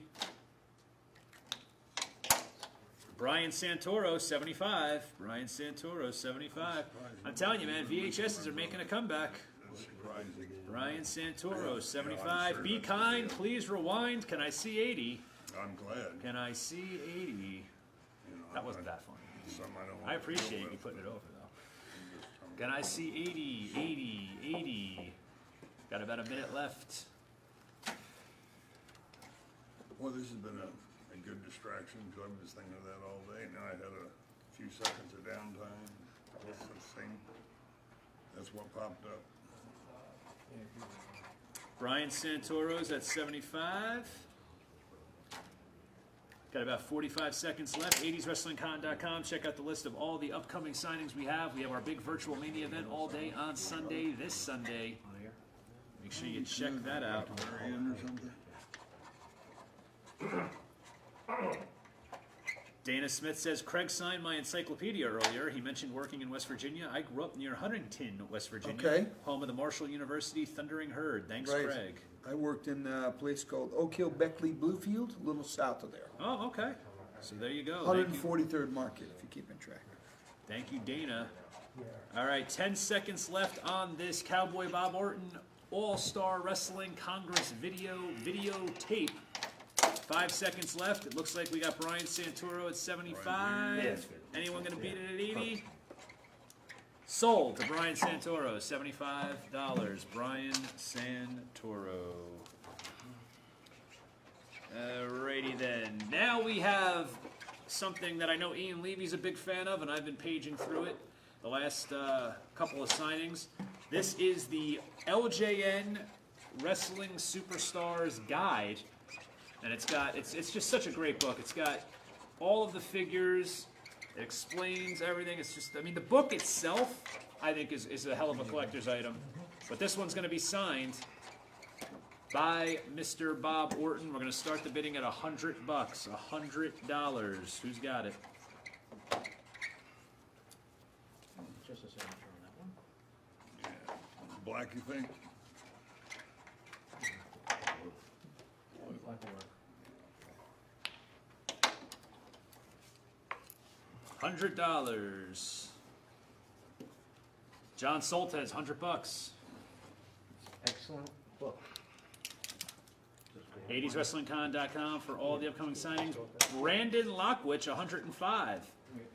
Brandon Lockwich, 105. So can I see 110? I mean, you got to think this book probably by itself, I don't know what it goes for, but I mean, it's a beautiful book, and it's going to be It's a signed. complete guide, too. It's not The complete, half. yeah. It's They're got not everything. half-assing it here. This is No, this isn't A to Z. This isn't like soup to nuts, as they say. exactly. This isn't just series 1 and then done. This is the whole shebang, as they say. Right. Not to be confused with William Hung shebang. 105. Can I see 110? Can I see 110? Was he an actor, William Hurt? No, he was an American Idol. Oh, right. He was very great. I can't make jokes about him anymore though, because that you might get thrown off He's the very air. good in the Anchorman. No, that was broadcast No. news. Broadcast news. Excellent. William Hung. William boss. Hurt. William Hurt. No, I'm talking William Oh, Hung. I'm sorry. William I Hung. did the wrong name. God damn it. No, I'm kidding. No, William Hung was the American Idol musician. Yes. And he went up there and he sang She Bang, She Outstanding. Bang. And he got a record deal by being so terrible. That was a weird period, 2002 Very to weird period. 2007 right there. Carlos Caballero, Talking thanks about William Tommy Hurt. and the 80s Wrestling Con team for a stellar presentation tonight. Well, thank you, Carlos, for tuning in each and every week. We still got Brandon Lockwich at 105 with about 45 seconds left. Can I see 110? I really thought this would go for about 200, to be honest with you. Cowboy Bob Orton's going to be signing it himself. This is a great book. It's got the whole series, the bendies, I mean, they talk about it. I might take it home. How do I purchase and get signed a picture by Bob? Unfortunately, I believe the online store is closed, but you can go to 80swrestlingcon.com. All right, and we are at, guys, we're going to kind of calm down with the questions and comments now during the live auction. 105 is the bid so far with Brandon Lockwich. 110, Nigel just came in at 110. And it is sold to Nigel Edgington, $110 with that last second bid. And now our final auction item. Look at that. The Bob Orton signed wrestling boot. So if you win this, it will be inscribed with whatever you want on it. It will be signed by Cowboy Bob Orton as well. Can I see the opening bid at $100? I would do it in black. Wow, black. Yeah, it's gonna be a black Sharpie. That'll work. We got a Sharpie. Beautiful. $100 looking for that opening bid. Dennis Grinnell Jr. Thank you, Tommy Fierro. Ryan. Perfect placement. I like that. So you had it. No, that's fine. No, I'm just messing with you. Thanks to everyone who put this on, Tommy, Ryan, and everyone behind the scenes. Love watching every time. Thank you, Jim, 80swrestlingcon.com. We're only as good as our guests, and tonight, big thanks to Cowboy Bob Orton and Craig DeGeorge. We're not done yet. Emil Menard just came in with the first bid at $100. Can I see 105? Where should I sign? Should he sign it yet, or are we going to wait for the... I think we wait to see who We'll wins. wait for the winner. Subscribe. Sure. Kyle James says, my wife is taking me to Wrestling Collector store next week for my birthday. That's one hell of a wife and one hell of a birthday present. Check out the WrestlingCollector.com. Tony Gianpetro comes in at 105. Tony Gianpetro, hey, 105. I want the boat. Tony, 105. Can I see 110? Can I see 110 from somebody? Emil just said, screw it, I'm going right to 120. Look at that. Look at that. Now Tony G's going to get mad. He's going to have to call in the boys. Emil with 120. Emil, 120. We got about a minute and 15 Where's seconds. Emil from again? Massachusetts. Massachusetts. Okay. Jeremy Gibson, I can't knock you for 110. Oh, he just came in at 125. All right, we got 125. This is what I like, a little bit of a war going on with 60 seconds left. Emil, 130. Emil, 130. What do we got? What do we got? Can I see 135? I think Emil might just start getting bored and outbidding himself. Might just go 130, 135, climb the ladder. Jeremy comes in at 135. Kyle James goes, wow, the main event of Raw. We're in an auction, damn it. We're not watching Raw. All right. Emil Menard, 140. Who cares about the main event of Raw? We got Cowboy Bob Orton and Craig DeGeorge here. Jeremy Gibson, 145. Can I mention 16 eyelets on each side? There you go. Does you feel like you're doing QVC? Absolutely. It's great in the rain, by the way, just in case. Puddles, slush. Emil Menard, 150. Jeremy Gibson, 155. See, once you mention the eyelet, I'm telling you, you mention eyelets, that thing takes Emil off. Menard, 160. 10 seconds left.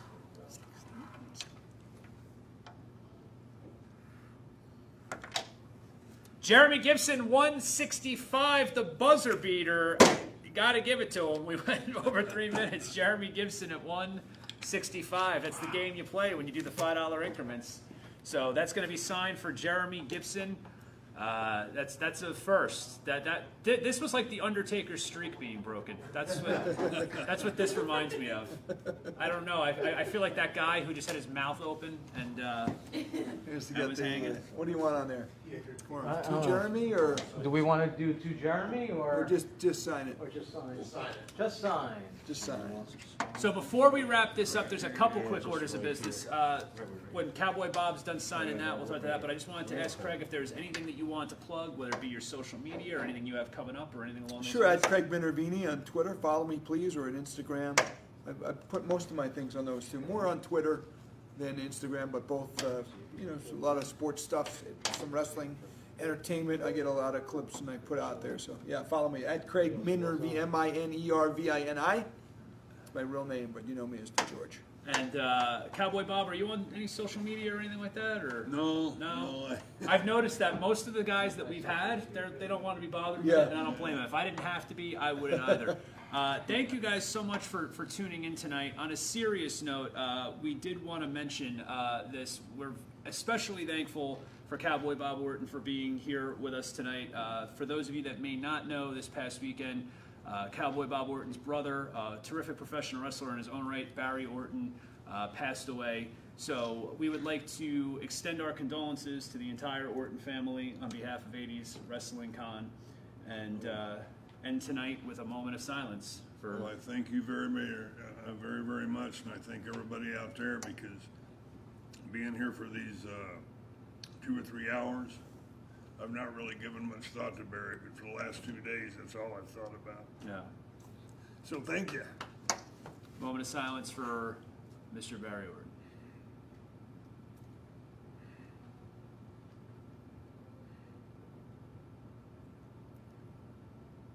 Thank you, guys. We'll see you soon at 80swrestlingcon.com, Monday Night Virtual. Good night.